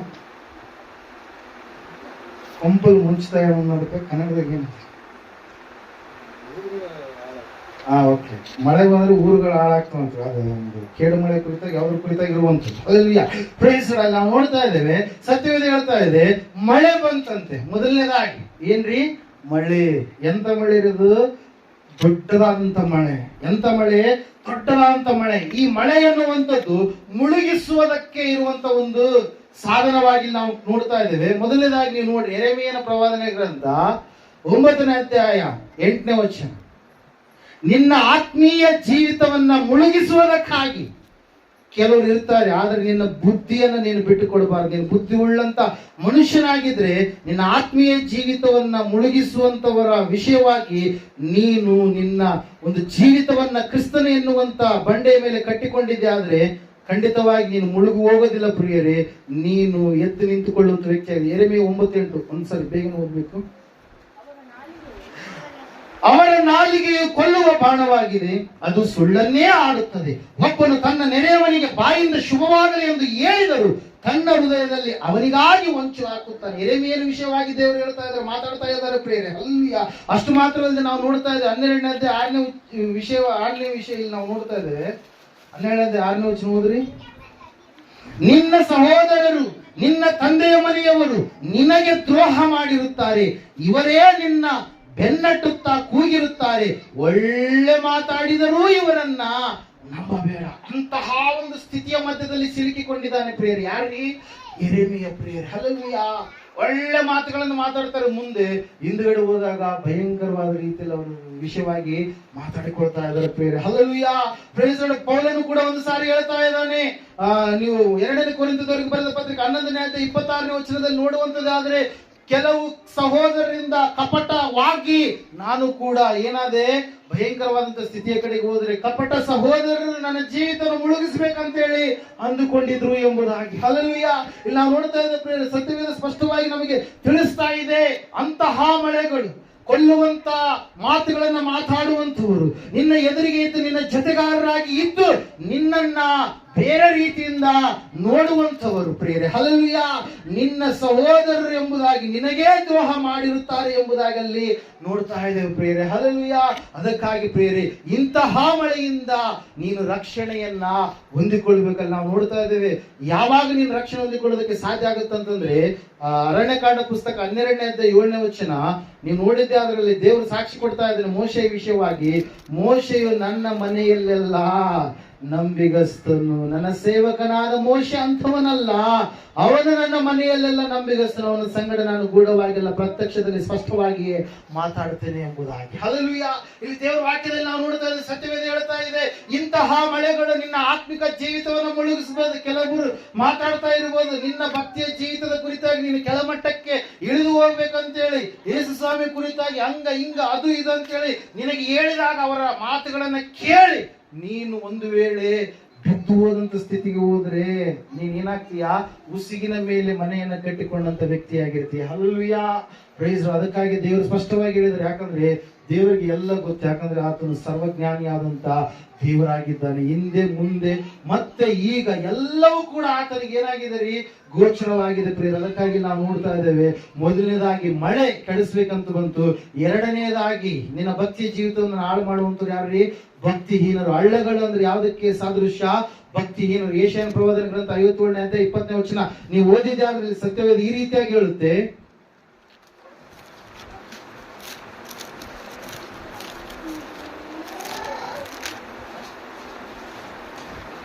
ದುಷ್ಟರಾದರೂ ಅಲ್ಲ ಕಲ್ಲೋಲವಾದ ಸಮುದ್ರದಂತೆ ಇದ್ದಾರೆ, ಅದು ಸುಮ್ಮನಿರದು, ಅದರ ತೆರೆಗಳು ಕೆಸರನ್ನ ಬುರುದೆಯನ್ನ ಕಾಡುತ್ತಲಿರುತ್ತವೆ, ದುಷ್ಟರಿಗೆ ಸಮಾಧಾನವೇ ಇಲ್ಲವೆಂದು ನನ್ನ ದೇವರು ನುಡಿಯುತ್ತಾನೆ ಎಂಬುದಾಗಿ. ಹಲ್ಲೆಲೂಯಾ.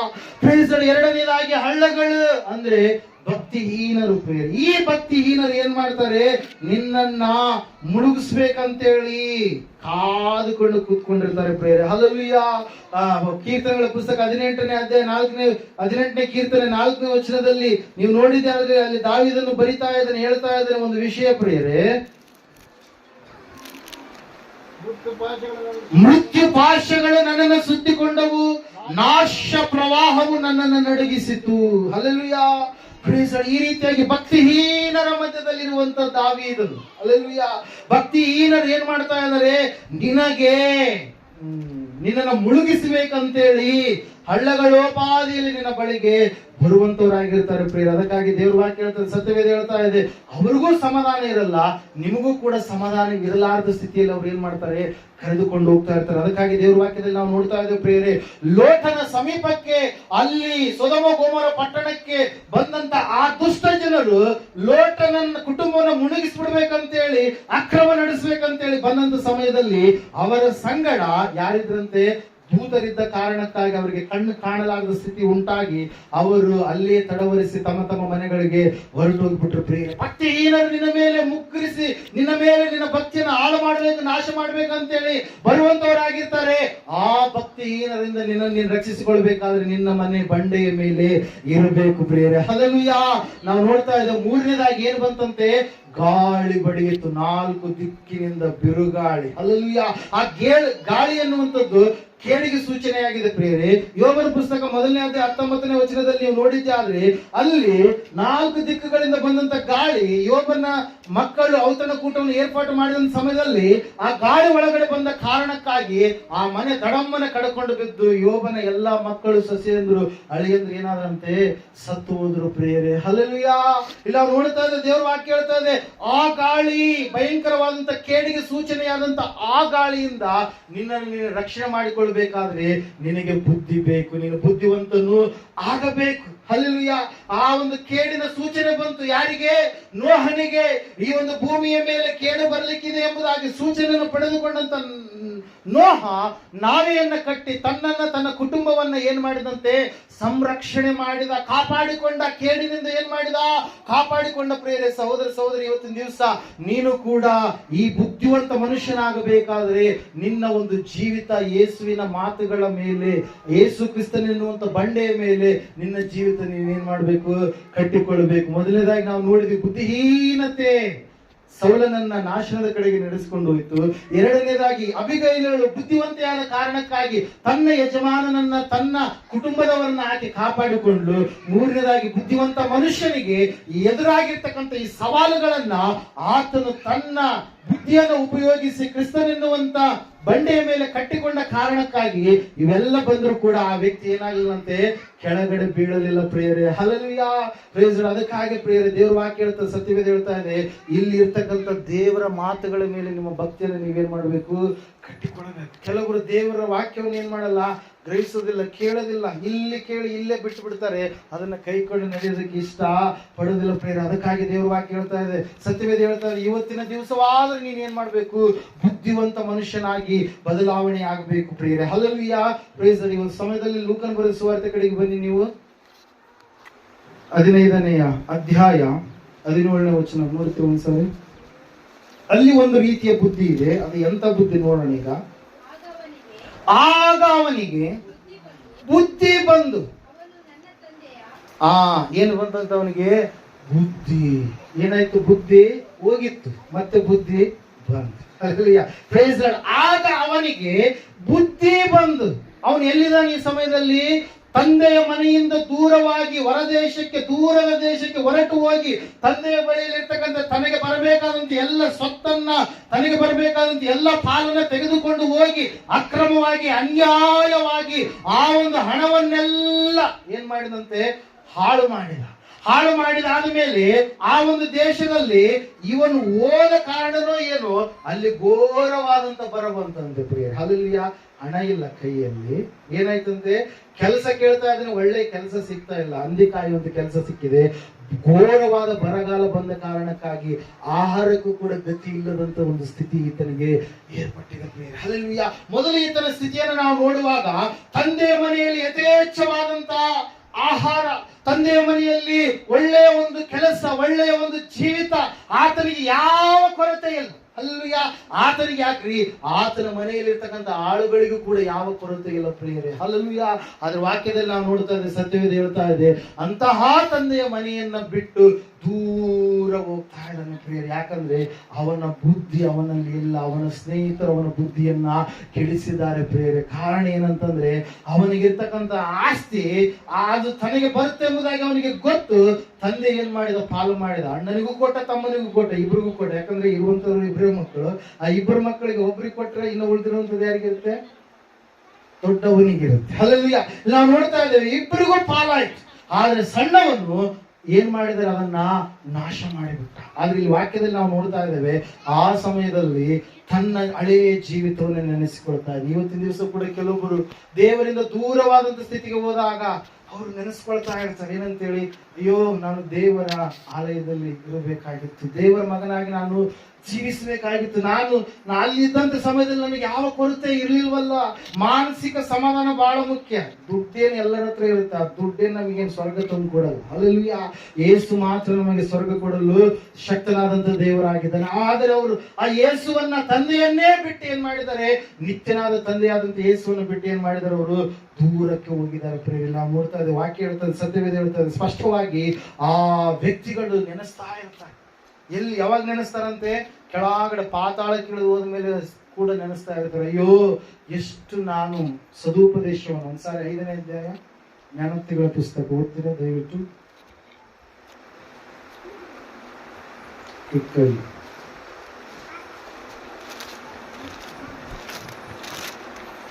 5ನೇ ಅಧ್ಯಾಯ ತೆಗೆದಿದ್ದೀರಾ?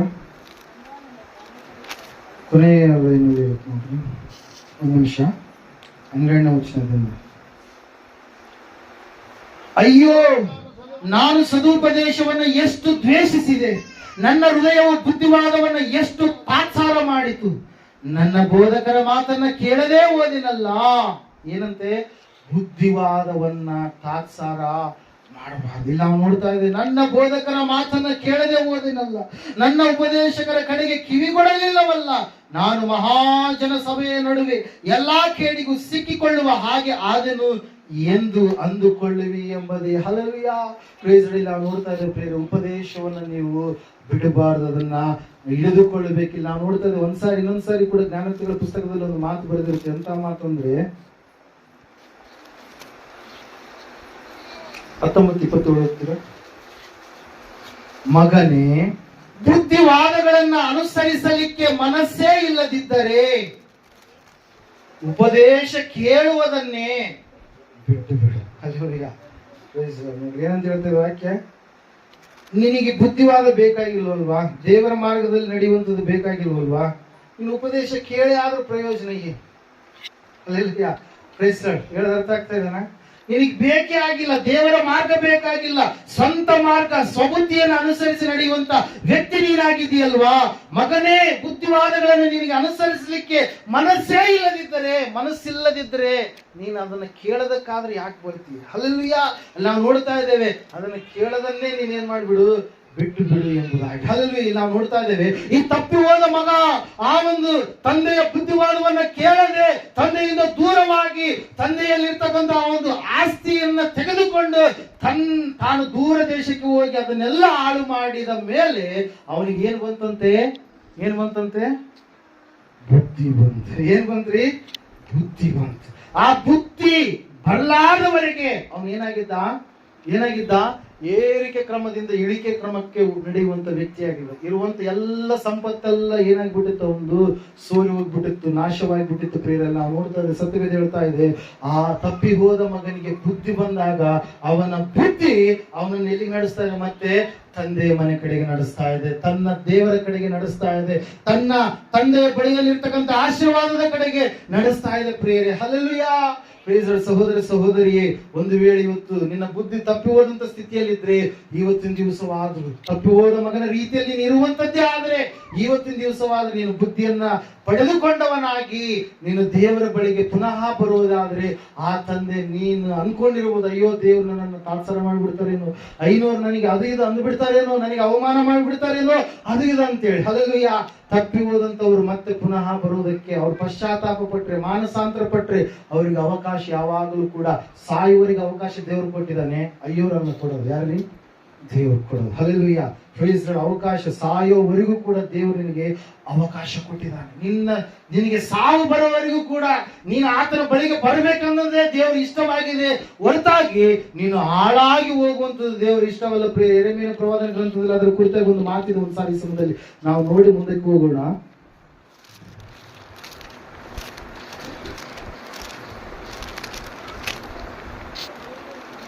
ಹದಿನೆಂಟನೇ ಅಧ್ಯಾಯ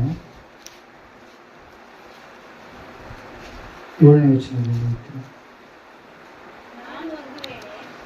ನಾನು ಒಂದು ವೇಳೆ ಒಂದು ಜನಾಂಗವನ್ನಾಗಲಿ ರಾಜ್ಯವನ್ನಾಗಲಿ ಕಿತ್ತು ಕೆಡವಿ ನಾಶಪಡಿಸಬೇಕೆಂದು ಅಪ್ಪಣೆ ಕೊಟ್ಟಾಗ ನಾನು ದಂಡನೆ ನಿರ್ಣಯಿಸಿದ ಆ ಜನಾಂಗದವರು ತಮ್ಮ ಕೆಟ್ಟತನದಿಂದ ತಿರುಗಿಕೊಂಡರೆ ನಾನು ಮಾಡಬೇಕೆಂದಿದ್ದ ಕೇಡನ್ನ ಮನಮರುಗಿ ಮಾಡದಿರುವೆನು. ನಾನು ಒಂದು ವೇಳೆ ಒಂದು ಜನಾಂಗವನ್ನಾಗಲಿ ರಾಜ್ಯವನ್ನಾಗಲಿ ನೆಟ್ಟು ಕಟ್ಟಬೇಕೆಂದು ಅಪ್ಪಣೆ ಕೊಟ್ಟಾಗ ಅದು ನನ್ನ ಮಾತನ್ನು ಕೇಳದೆ ನನ್ನ ದೃಷ್ಟಿಯಲ್ಲಿ ಕೆಟ್ಟತನವನ್ನ ಮಾಡಿದರೆ ನಾನು ಮನಸ್ಸನ್ನು ಬದಲಾಯಿಸಿಕೊಂಡು ಅದಕ್ಕೆ ಮಾಡಬೇಕೆಂದಿದ್ದ ಮೇಲನ್ನ ಮಾಡದೆ ಇರುವೆನು. ಇಲ್ಲಿ ಇಬ್ಬರು ನಮಗೆ ಸತ್ಯವೇದದಲ್ಲಿ ನಾವು ನೋಡ್ತಾ ಇದ್ದೇವೆ. ಮೊದಲನೇ ಒಂದು ಸ್ಥಾನದಲ್ಲಿ ನಿನೇವೆ ಪಟ್ಟಣದವರು ನಿಂತ್ಕೊಂಡ್ರೆ, ಎರಡನೇ ಸ್ಥಾನದಲ್ಲಿ ಯಾರು ನಿಂತ್ಕೊಂಡಿದ್ದಾರೆ? ದುರದೃಷ್ಟಕರ ದೇವರ ಮಕ್ಕಳಾದಂತ ಇಸ್ರಾಯೇಲರು ನಿಂತ್ಕೊಂಡಿದ್ದಾರೆ. ದೇವರ ಮಾತನ್ನ ಕೇಳದೆ ಅವ್ರು ಏನಾದ್ರಂತೆ, ದೇವರ ಕಡೆಗೆ ತಿರುಗಿಕೊಳ್ಳದೆ ಕೆಟ್ಟತನವನ್ನೇ ಮಾಡಿದ ಕಾರಣಕ್ಕಾಗಿ ದೇವರು ಅವರನ್ನ ಏನ್ ಮಾಡ್ಬಿಟ್ಟ, ಅನ್ಯ ರಾಜರುಗಳ ಕಡೆಗೆ ಒಪ್ಪಿಸಿಬಿಟ್ಟ ಪ್ರೇರ. ಆದ್ರೆ ನಿನೇವೆ ಪಟ್ಟಣಕ್ಕೆ ಯೋನನು ಹೋದಾಗ ಆ ಪಟ್ಟಣದವರು ತಮಗೆ ಕೇಡು ಬರುತ್ತೆ ಎಂಬುದಾಗಿ ಗೊತ್ತಾದಾಗ ಅವರು ತಿರುಗಿಕೊಂಡಾಗ ಪುನಃ ದೇವರನ್ನು ಅವರು ಹಿಂಬಾಲಿಸಿ ನಡೆದಾಗ ದೇವರು ಕೇಡು ಮಾಡ್ತೀನಿ ಎಂಬುದಾಗಿ ಹೇಳಿರ್ತಕ್ಕಂಥ ದೇವರಿಗೆ ಕೇಡು ಮಾಡಲಾರದೆ 1,20,000 ಜನರಿಗೆ ಪುನಃ ದೇವರು ಏನ್ ಮಾಡಿದಂತೆ ಜೀವನವನ್ನ ಕೊಟ್ಟ ಪ್ರೇರ. ಅದಕ್ಕಾಗಿ ಸಹೋದರ ಸಹೋದರಿಯೇ, ಒಂದು ವೇಳೆ ನೀನು ತಂದೆಯಿಂದ ದೂರವಾಗಿ ಲೋಕದಲ್ಲಿ ಇದ್ದು ನೀನು ಕೊಡ್ತಾ ಇದ್ದೀನಿ, ಅಯ್ಯೋ ಏನಾದ್ರು ಅಂತಾರೇನೋ ಮತ್ತೆ ನಾನು ಅವ್ರ ಬಳಿಗೆ ಹೋದ್ರೆ ಅಂತೇಳಿ. ಆದ್ರೆ ಅಯ್ಯೋರು ನಿನ್ಗೆ ಏನು ಅನ್ನೋದಿಲ್ಲ. ಯಾಕನ್ನೋದಿಲ್ಲ ಹೇಳ್ರಿ? ನೀನು ಅವರ ಆತ್ಮಿಕವಾದಂತ ಮಗನು ಮಗಳು ಆಗಿದ್ದಿ. ಹಲ್ಲೆಲೂಯಾ. ಅವರು ನಿನಗೆ ಆತ್ಮಿಕ ತಂದೆ ತಾಯಿಗಳು ಆಗಿದ್ದಾರೆ, ನಿನ್ನನ್ನು ಸೇರಿಸಿಕೊಳ್ತಾರೆ ಹೊರತಾಗಿ ನಿನಗೆ ಧಿಕ್ಕಾರ ಕೂಗುವುದಿಲ್ಲ. ಹಲ್ಲೆಲೂಯಾ. ದೇವ್ರು ನೋಡ್ರಿ ಎಷ್ಟು ಕರುಣಾಮಯಿ ಅಂತಂದ್ರೆ, ಎಂತಹ ಕೆಟ್ಟ ಕೆಟ್ಟ ನೀಚ ಕಾರ್ಯಗಳನ್ನ ಮಾಡಿದವರನ್ನು ಕೂಡ ಆತನ ಏನ್ ಮಾಡಿದನ್ರಿ, ತನ್ನ ಬಳಿಗೆ ಕರೆದುಕೊಂಡು ಅವರನ್ನ ಕ್ಷಮಿಸಿದಾನೆ ಪ್ರೇರ. ಅದೇ ಕ್ಷಮಾಪಣೆಯ ದೊಡ್ಡ ಗುಣ. ಆ ಗುಣ ನಮ್ಮಲ್ಲಿ ಕೂಡ, ದೇವರ ಮಕ್ಕಳಾದಂತ ನಮ್ಮಲ್ಲಿ ಕೂಡ ಇರಬೇಕಂತೇಳಿ ದೇವರು ಕೋರ್ತಾ ಇದ್ದಾನೆ ಪ್ರೇರೆ. ಇಲ್ಲ ನಾವು ನೋಡ್ತಾ ಇದ್ದೇವೆ, ತಪ್ಪಿ ಹೋದ ಮಗ ಏನ್ ಮಾಡಿದಾರೆ, ಬುದ್ಧಿ ಓದಂತ ಸ್ಥಿತಿಯಲ್ಲಿ ಇರುವಂತವನಿಗೆ ಕೆಟ್ಟ ಮೇಲೆ ಬುದ್ಧಿ ಬಂತು ಎನ್ನುವಂತ ಮಾತು ಯಾವ ರೀತಿ ಆಗಿದೆಯೋ ಅದೇ ಒಂದು ಸ್ಥಿತಿ ಎಲ್ಲಿ ನಡೀತಾ ಇದೆ. ತಪ್ಪಿ ಹೋದ ಮಗನಿಗೆ ಏನು ಬಂತಂತೆ, ಬುದ್ಧಿ ಬಂತು. ಹಲ್ಲೆಲೂಯಾ. ಬುದ್ಧಿ ಬಂದ ಕಾರಣಕ್ಕಾಗಿ ಪುನಃ ಅವನ ಅನ್ಯೋನ್ಯತೆಯಲ್ಲಿ ಸೇರಿದ, ಪುನಃ ತಂದೆಯ ಬಳಿಗೆ ಬಂದ, ಪುನಃ ಸಂತೋಷದ ಕಡೆಗೆ ಬಂದ, ಪುನಃ ಪರಲೋಕವನ್ನು ಸಂಪಾದನೆ ಮಾಡಿಕೊಂಡ ಪ್ರಿಯರೇ. ಹಲ್ಲೆಲೂಯಾ. ಪ್ರೈಸ್. ಮೂರನೇ ಎಷ್ಟನೇ ಅಂಶ ಈಗ? 4ನೇದಾ? ಓಕೆ. ಮತ್ತಾಯ ಬರೆಸುವ 25ನೇ ಅಧ್ಯಾಯ ಮೊದಲು 12 ವಚನಗಳನ್ನು ನಾವು ನೋಡಿದಾಗ ಅಲ್ಲಿ ನಾವು ನೋಡ್ತಾ ಇದ್ದೇವೆ, ಅಲ್ಲಿ 5 ಜನರು ಬುದ್ಧಿ ಉಳ್ಳವರು, 5 ಜನರು ಬುದ್ಧಿ ಇಲ್ಲದವರು. ಇವರನ್ನ ಯಾಕೆ ಬುದ್ಧಿ ಉಳ್ಳವರು ಅಂತೇಳಿ ಸತ್ಯವೇದ ಕರಿತಾ ಇದೆ, ಇವರನ್ನು ಯಾಕೆ ಬುದ್ಧಿ ಇಲ್ಲದವರು ಅಂತೇಳಿ ಸತ್ಯವೇದ ಕರಿತಾ ಇದೆ ಅಂತಂದ್ರೆ, ಅವರು ಸಿದ್ಧರಾಗಿ ಇದ್ದಾರೆ ಪ್ರಿಯರೇ. ಯಾವುದಕ್ಕಾಗಿ ಸಿದ್ಧರಾಗಿದ್ದಾರೆ? ಮೊದಲಿಂಗನು ಬರಲಿಕ್ಕಿದ್ದಾನೆ. ಇವತ್ತಿನ ದಿವಸ ಬುದ್ಧಿ ಉಳ್ಳವರು ಅಂತಂದ್ರೆ ಯಾರು ಎಂಬುದಾಗಿ ನಾವು ನೋಡುವಾಗ, ಯೇಸು ಕ್ರಿಸ್ತನು ಈ ಲೋಕಕ್ಕೆ ಬಂದು ಆತನು ನಮಗಾಗಿ ನಮ್ಮ ಸ್ಥಾನದಲ್ಲಿ ತನ್ನ ಪ್ರಾಣವನ್ನ, ದೇಹವನ್ನ, ಶರೀರವನ್ನ ಅರ್ಪಣೆ ಮಾಡಿದ್ದು ಆದ ಮೇಲೆ ಆತನ ಏನ್ ಮಾಡಿದರೆ 40 ದಿವಸಗಳ ಕಾಲ ಈ ಲೋಕದಲ್ಲಿ ಇದ್ದು 50ನೇ ದಿವಸದಲ್ಲಿ ಪರಿಶುದ್ಧಾತ್ಮನ ದೇವರನ್ನ ಈ ಭೂಲೋಕಕ್ಕೆ ಕಳಿಸಿ ಸಭೆಯನ್ನ ಪ್ರಾರಂಭಿಸಿ ಆತನೊಂದು ಮಾತನ್ನು ಹೇಳಿದಾನೆ ಪ್ರೇರ. ಏನಂತೇಳಿ, ನಾನು ನಿಮ್ಮನ್ನ ಅನಾಥರನ್ನಾಗಿ ಬಿಟ್ಟು ಹೋಗುವುದಿಲ್ಲ. ಹಲ್ಲೆಲೂಯಾ. ನಾನಿರುವ ಬಳಿಯಲ್ಲೇ ನೀವು ಕೂಡ ಇರ್ಬೇಕಂತೇಳಿ ನಿಮಗೆ ಸ್ಥಳವನ್ನ ಸಿದ್ಧ ಮಾಡೋದಕ್ಕೆ ನಾನು ಹೋಗ್ತಾ ಇದ್ದೇನೆ. ಹಲ್ಲೆಲೂಯಾ. ಪ್ರೈಸ್. ದೇವರು ಹೇಳಿದಾನೆ, ಅಲ್ಲಿರ್ತಕ್ಕಂಥ ಗಲಿಲಾಯದವರೇ, ಯಾಕೆ ನೀವು ಮೇಲಕ್ಕೆ ನೋಡ್ತಾ ಇದ್ದೀರಿ? ಯಾವ ರೀತಿಯಾಗಿ ಆಕಾಶದ ಒಳಕ್ಕೆ ಯೇಸು ಒಯ್ಯಲ್ಪಟ್ಟನು ಅದೇ ರೀತಿಯಾಗಿ ಪುನಃ ಆತನು ಬರ್ಲಿಕ್ಕಿದ್ದಾನೆ, ಯೇಸು ಬರ್ಲಿಕ್ಕಿದ್ದಾನೆ. ಹಲ್ಲೆಲೂಯಾ. ಮರಣಾತ ಎಂಬುದಾಗಿ ಆವತ್ತಿನ ದಿವಸಗಳಲ್ಲಿ ಆದಿ ಸಭೆಯವರು ಹೇಳಿಕೊಳ್ತಾ ಇದ್ದಾರೆ, ಯೇಸುವೆ ಶೀಘ್ರವಾಗಿ ಬಾ, ಯೇಸುವೆ ಬರ್ಲಿಕ್ಕಿದ್ದಾನೆ ಎನ್ನುವಂತ ಮಾತುಗಳನ್ನು ಹೇಳಿಕೊಂಡು ಒಬ್ರಿಗೊಬ್ರು ಏನ್ ಮಾಡ್ತಾ ಇದ್ರು, ಆದರಣೆಯನ್ನ, ಧೈರ್ಯವನ್ನ ತಂದುಕೊಳ್ತಾ ಇದ್ರು ಪ್ರಿಯರೇ. ಅಲ್ಲಿರ್ತಕ್ಕಂಥ ಶ್ರಮೆ ಸಂಕಟಗಳ ಮಧ್ಯದಲ್ಲಿ ಅವರಿದ್ದಾಗಲೂ ಕೂಡ ನನ್ನ ಯೇಸು ಬರ್ಲಿಕ್ಕಿದ್ದಾನೆ, ನಾನು ಆತನಿಗಾಗಿ ಕಾದುಕೊಂಡು ಕುಳಿತಿರಬೇಕೆಂಬುದಾಗಿ. ಇಲ್ಲಿ ಇವ್ರನ್ನ ಯಾಕೆ ಬುದ್ಧಿವಂತರು ಎಂಬುದಾಗಿ ಕರಿತಾ ಇದ್ದಾರೆ ಅಂತಂದ್ರೆ, ಅಲ್ಲಿ ವಾಕ್ಯದಲ್ಲಿ ನಾವು ನೋಡ್ತಾ ಇದ್ದೇವೆ ಪ್ರಿಯರೇ, ಅವರು ಸಿದ್ಧರಾಗಿದ್ದಾರೆ. ಅವರು ಭಕ್ತಿಗೆ ಬೇಕಾಗಿರ್ತಕ್ಕಂಥ ಏನೇನು ಕಾರ್ಯಗಳನ್ನ ಮಾಡಬೇಕು ಅವೆಲ್ಲವುಗಳನ್ನ ಕೂಡಿಸಿಟ್ಟುಕೊಂಡಿದ್ದಾರೆ. ಹಲ್ಲೆಲೂಯಾ. ಪ್ರೈಸ್. ಅವರು ಎಣ್ಣೆಯನ್ನ ತೆಗೆದುಕೊಂಡಿದ್ದಾರೆ, ಆರತಿ ತಟ್ಟೆಯನ್ನ ತೆಗೆದುಕೊಂಡಿದ್ದಾರೆ. ಆದ್ರೆ ಬುದ್ಧಿ ಇರ್ಲಾರ್ದವರಿಗೂ ಬುದ್ಧಿ ಉಳ್ಳವರಿಗೆ ಇರ್ತಕ್ಕಂಥ ವ್ಯತ್ಯಾಸ ಒಂದೇ. ಇವರು ಏನ್ ಮಾಡಿದ್ರಂತೆ, ಆರತಿ ತಟ್ಟೆಗಳ ಸಂಗಡ ಸ್ವಲ್ಪ ಮಾತ್ರ ಎಣ್ಣೆ ತೆಗೆದುಕೊಂಡ್ರು. ಆದ್ರೆ ಬುದ್ಧಿ ಉಳ್ಳವರು ಎಣ್ಣೆಯನ್ನ ತೆಗೆದುಕೊಂಡರು. ಅವರ ಎಣ್ಣೆ ಖಾಲಿ ಆಯ್ತು, ಇವರ ಎಣ್ಣೆ ಖಾಲಿ ಆಗಲಿಲ್ಲ. Hallelujah, praise Lord. ಯಾಕೆ ಇವರ ಎಣ್ಣೆ ಖಾಲಿ ಆಗಲಿಲ್ಲ ಅಂತಂದ್ರೆ, ಇವರು ದೇವರಲ್ಲಿ ಭಯಭಕ್ತಿ ಉಳ್ಳವರಾದ ಕಾರಣಕ್ಕಾಗಿ ಆ ಎಣ್ಣೆ ಉಕ್ತಾನೇ ಇದೆ. ಹಲ್ಲೆಲೂಯಾ. ಎಲೀಷನ ಪ್ರವಾದಿಯ ಕುರಿತಾಗಿ ನಾವು ನೋಡುವಾಗ ಒಬ್ಬ ಪ್ರವಾದಿ ಹೆಂಡತಿ ಬಂದು ಕೇಳಿದಾಗ ಎಲೀಷನ ಒಂದು ಮಾತು ಹೇಳ್ತಾನೆ. ಏನಂತೇಳಿ ಆ ಮಾತು, ನಿಮ್ಮ ಅಕ್ಕಪಕ್ಕದಲ್ಲಿ ಇರ್ತಕ್ಕಂಥವ್ರು ಎಲ್ಲರ ಪಾತ್ರೆಗಳನ್ನ ತೆಗೆದುಕೊಂಡು ಬರ್ರಿ ಎಂಬುದಾಗಿ ಹೇಳಿದಾಗ, ಎಣ್ಣೆಯನ್ನು ಹಾಕ್ರಿ ಎಂಬುದಾಗಿ ಹೇಳಿದಾಗ ಆ ಎಣ್ಣೆ ಏನ್ ಮಾಡ್ತಾ ಇದೆ? ಉಕ್ತಾ ಇದೆ. ಯಾಕೆ ಉಕ್ತಾ ಇದೆ ಹೇಳ್ರಿ? ಎಲೀಷ ಪ್ರವಾದಿಯ ಮಾತನ್ನ, ದೇವರ ಮಾತನ್ನ ಆ ತಾಯಿ ಕೈಕೊಂಡು ನಡೆದ ಕಾರಣಕ್ಕಾಗಿ ಎಣ್ಣೆ ಏನಾಗ್ಲಿಲ್ಲ? ಖಾಲಿ ಆಗ್ಲಿಲ್ಲ. ಹಲ್ಲೆಲೂಯಾ. ಇವರು ಬುದ್ಧಿಯುಳ್ಳವರಾಗಿದ್ದಾರೆ. ಕಾರಣ ಏನಂತಂದ್ರೆ, ಇವರು ದೇವರ ಮಾತನ್ನ ಕೈಕೊಂಡು ನಡೀತಾ ಇದ್ದಾರೆ. ಅವರ ಎಣ್ಣೆ ಖಾಲಿ ಆಗ್ತಾ ಇಲ್ಲ, ಅವರ ಅಭಿಷೇಕ ಖಾಲಿ ಆಗ್ತಾ ಇಲ್ಲ, ಅವರ ಭಕ್ತಿಯ ಜೀವಿತ ಖಾಲಿ ಆಗ್ತಾ ಇಲ್ಲ, ಅವರ ಪ್ರಾರ್ಥನೆ ಖಾಲಿ ಆಗ್ತಾ ಇಲ್ಲ. ಅದು ದಿನಕ್ಕಿಷ್ಟು ಬೆಳೀತಾ ಇದೆ ಹೊರತಾಗಿ ಅದು ಖಾಲಿ ಆಗ್ತಾ ಇಲ್ಲ. ಹಲ್ಲೆಲೂಯಾ. Praise Lord. ಒಂದು ಸಾರಿ ಆಲೋಚನೆ ಮಾಡ್ರಿ ಸಹೋದರ ಸಹೋದರಿ, ದೇವರು ನಮ್ಗೆ ಎಷ್ಟು ವರ್ಷಗಳಾಯ್ತು, ಎಲ್ಲಿ ಹಾಕಿದ ಕಂಬಳಿ ಅಲ್ಲೇ ಎನ್ನುವ ರೀತಿಯಲ್ಲಿ ಕೆಲವೊಬ್ಬರು ನೀವು ಇರ್ತಿರ್ತೀರಿ. ಹಲ್ಲೆಲೂಯಾ. Praise lord. ನಿಮ್ಗೆ 1 ಎಕರೆ ಹೊಲ ಇದೆ ಅಂತ ತಿಳ್ಕೊಳ್ಳೋಣ. ಆ ಹೊಲದಲ್ಲಿ ನೀವು ಬೆಳೆಯನ್ನ ಬೆಳೆಸ್ತಾ ಇರ್ಬೇಕಾದ್ರೆ ನಿಮ್ಮ ಬೆಳೆ ಮೊದಲನೇದಾಗಿ ಹಾಕಿದಾಗ ಒಳ್ಳೆ ರೀತಿಯಲ್ಲಿ ಒಂದು 20 ಚೀಲದಷ್ಟು ಬಂತು. ಹಲ್ಲೆಲೂಯಾ. ಅದು ಹೊಲ 20 ಚೀಲದಷ್ಟು ಒಂದೊಂದು ಸಮಯದಲ್ಲಿ ಆ ಒಂದು ಜೋಳದ ಬೆಳೆ ನೆಕ್ಸ್ಟ್ ವರ್ಷ ಎಷ್ಟಾಯ್ತದು? 20 ಆಗ್ಲಾರ್ದು ಮತ್ತೆ ಡೌನಿಗೆ ಆಯ್ತು. ಯಾಕಂದ್ರೆ ಫಸ್ಟಿಗೆಲ್ಲ ಬೇರೆ ಗೊಬ್ಬರ ಅದೆಲ್ಲ ನೀವು ಎಲ್ಲ ರೀತಿ ಬಹಳ ಚೆನ್ನಾಗಿ ಹೊಲವನ್ನ ಮಾಡಿ. ಹಲ್ಲೆಲೂಯಾ. ಹೊಲ ತಗೊಂಡಿದ್ರಲ್ಲ, ಹೊಲದ ಹುಮ್ಮಸ್ ಬಹಳ ಇತ್ತು, ಬಹಳ ಚೆನ್ನಾಗಿ ಮಾಡಿದ್ರಿ, ಒಳ್ಳೆ ರೀತಿಯಲ್ಲಿ ಅದೇನ್ ಮಾಡ್ತು? ಫಲ ಕೊಡ್ತೀವಿ. ಹಲ್ಲೆಲೂಯಾ. ಆಮೇಲೆ ನೀವು ಎಲ್ಲ ಮಾಡ್ತಾ ಇದ್ರಿ, ಪ್ರಯಾಸ ಪಡ್ತಾ ಇದ್ರಿ, ಆದ್ರೆ ಆ ಬೆಳೆ ಏನಾಗ್ತಾ ಇದೆ? ಇಳಿತಾರ ಆಗ್ತಾ ಇದೆ. 20ರಿಂದ ಸಡನ್ ಆಗಿ 3ಕ್ಕೆ ಬಂತಂತ ತಿಳ್ಕೊ, 2ಕ್ಕೆ ಬಂತಂತ ತಿಳ್ಕೊ, 1ಕ್ಕೆ ಬಂತಂತ ತಿಳ್ಕೊ, ಒಂದು ಕೂಡ ಕೊಡ್ಲಾರ್ದಂತೆ ಒಂದು ಸ್ಥಿತಿ ಆದಾಗ ಅವಾಗ ನಿಮ್ಗೆ ಏನಾಗುತ್ತೆ? ಹೇಳಿ, ಮಾತಾಡ್ತೀವಿ ಬಾಯಿಗಳ ಏನಾಗುತ್ತೆ? 20 ಇದ್ದಿದ್ದು 40ಕ್ಕೆ ಬಂದ್ರೆ ಸಂತೋಷ ಆಗುತ್ತಾ? 20 ಇದ್ದಿದ್ದು 0ಕ್ಕೆ ಬಂದ್ರೆ ಸಂತೋಷ ಆಗುತ್ತೆ. 20 ಇದ್ದಿದ್ದು 40ಕ್ಕೆ ಹೋದ್ರೆ ಅಯ್ಯೋ ಎಷ್ಟು ಫಲ ಕೊಡ್ತಲ್ಲ, ನಾನು ಎಷ್ಟು ಪ್ರಯಾಸ ಪಟ್ಟೆ, ನಾನು ಪ್ರಯಾಸ ಪಟ್ಟದಕ್ಕೆ ಫಲ ಕೊಡ್ತಲ್ಲ ಎಂಬುದಾಗಿ ಆ ರೈತ ಬಹಳ ಸಂತೋಷ ಪಡ್ತಾನೆ. ಹಲ್ಲೆಲೂಯಾ. ದೇವರು ವಾಕ್ಯ ಹೇಳ್ತಾ ಇದ್ರೆ, ನೀವೆಲ್ಲರೂ ಕೂಡ ಏನಾಗಿದ್ದೀರಿ? ಹೊಲಗಳಾಗಿದ್ದೀರಿ. ಹಲ್ಲೆಲೂಯಾ. Praise Lord. ದೇವರು ಇಲ್ಲಿ ಬಿತ್ತುವವನನ್ನಾಗಿ ದೇವರು ನಮ್ಮನ್ನ ಇಟ್ಟಿದ್ದಾರೆ ಪ್ರಿಯರೇ. ಹಲ್ಲೆಲೂಯಾ. ಇಟ್ಟಂತ ಸಮಯದಲ್ಲಿ ಬೀಜಗಳನ್ನು ಬಿತ್ತಿದಾಗ ನಿಮ್ಮಲ್ಲಿ ಬೀಜ ಬರಲಾರ್ದೆ ಬರೇ ಕಳೆನೆ ಬಂತಂತ ಹೇಳ್ತಾರೆ. ಹಲ್ಲೆಲೂಯಾ. ಹಲ್ಲೆಲೂಯಾ. ಬರೇ ಕಳೆನೇ ಬಂತು, ಅಸಲು ಫಲನೇ ಸಿಗ್ತಾ ಇದೆ. ಎಷ್ಟು ನೋಡ್ತಾ ಇದೆ? 3 ವರ್ಷ ಆಯ್ತು, 10 ವರ್ಷ ಆಯ್ತು, 15 ವರ್ಷ ಆಯ್ತು, 20 ವರ್ಷ ಆಯ್ತು.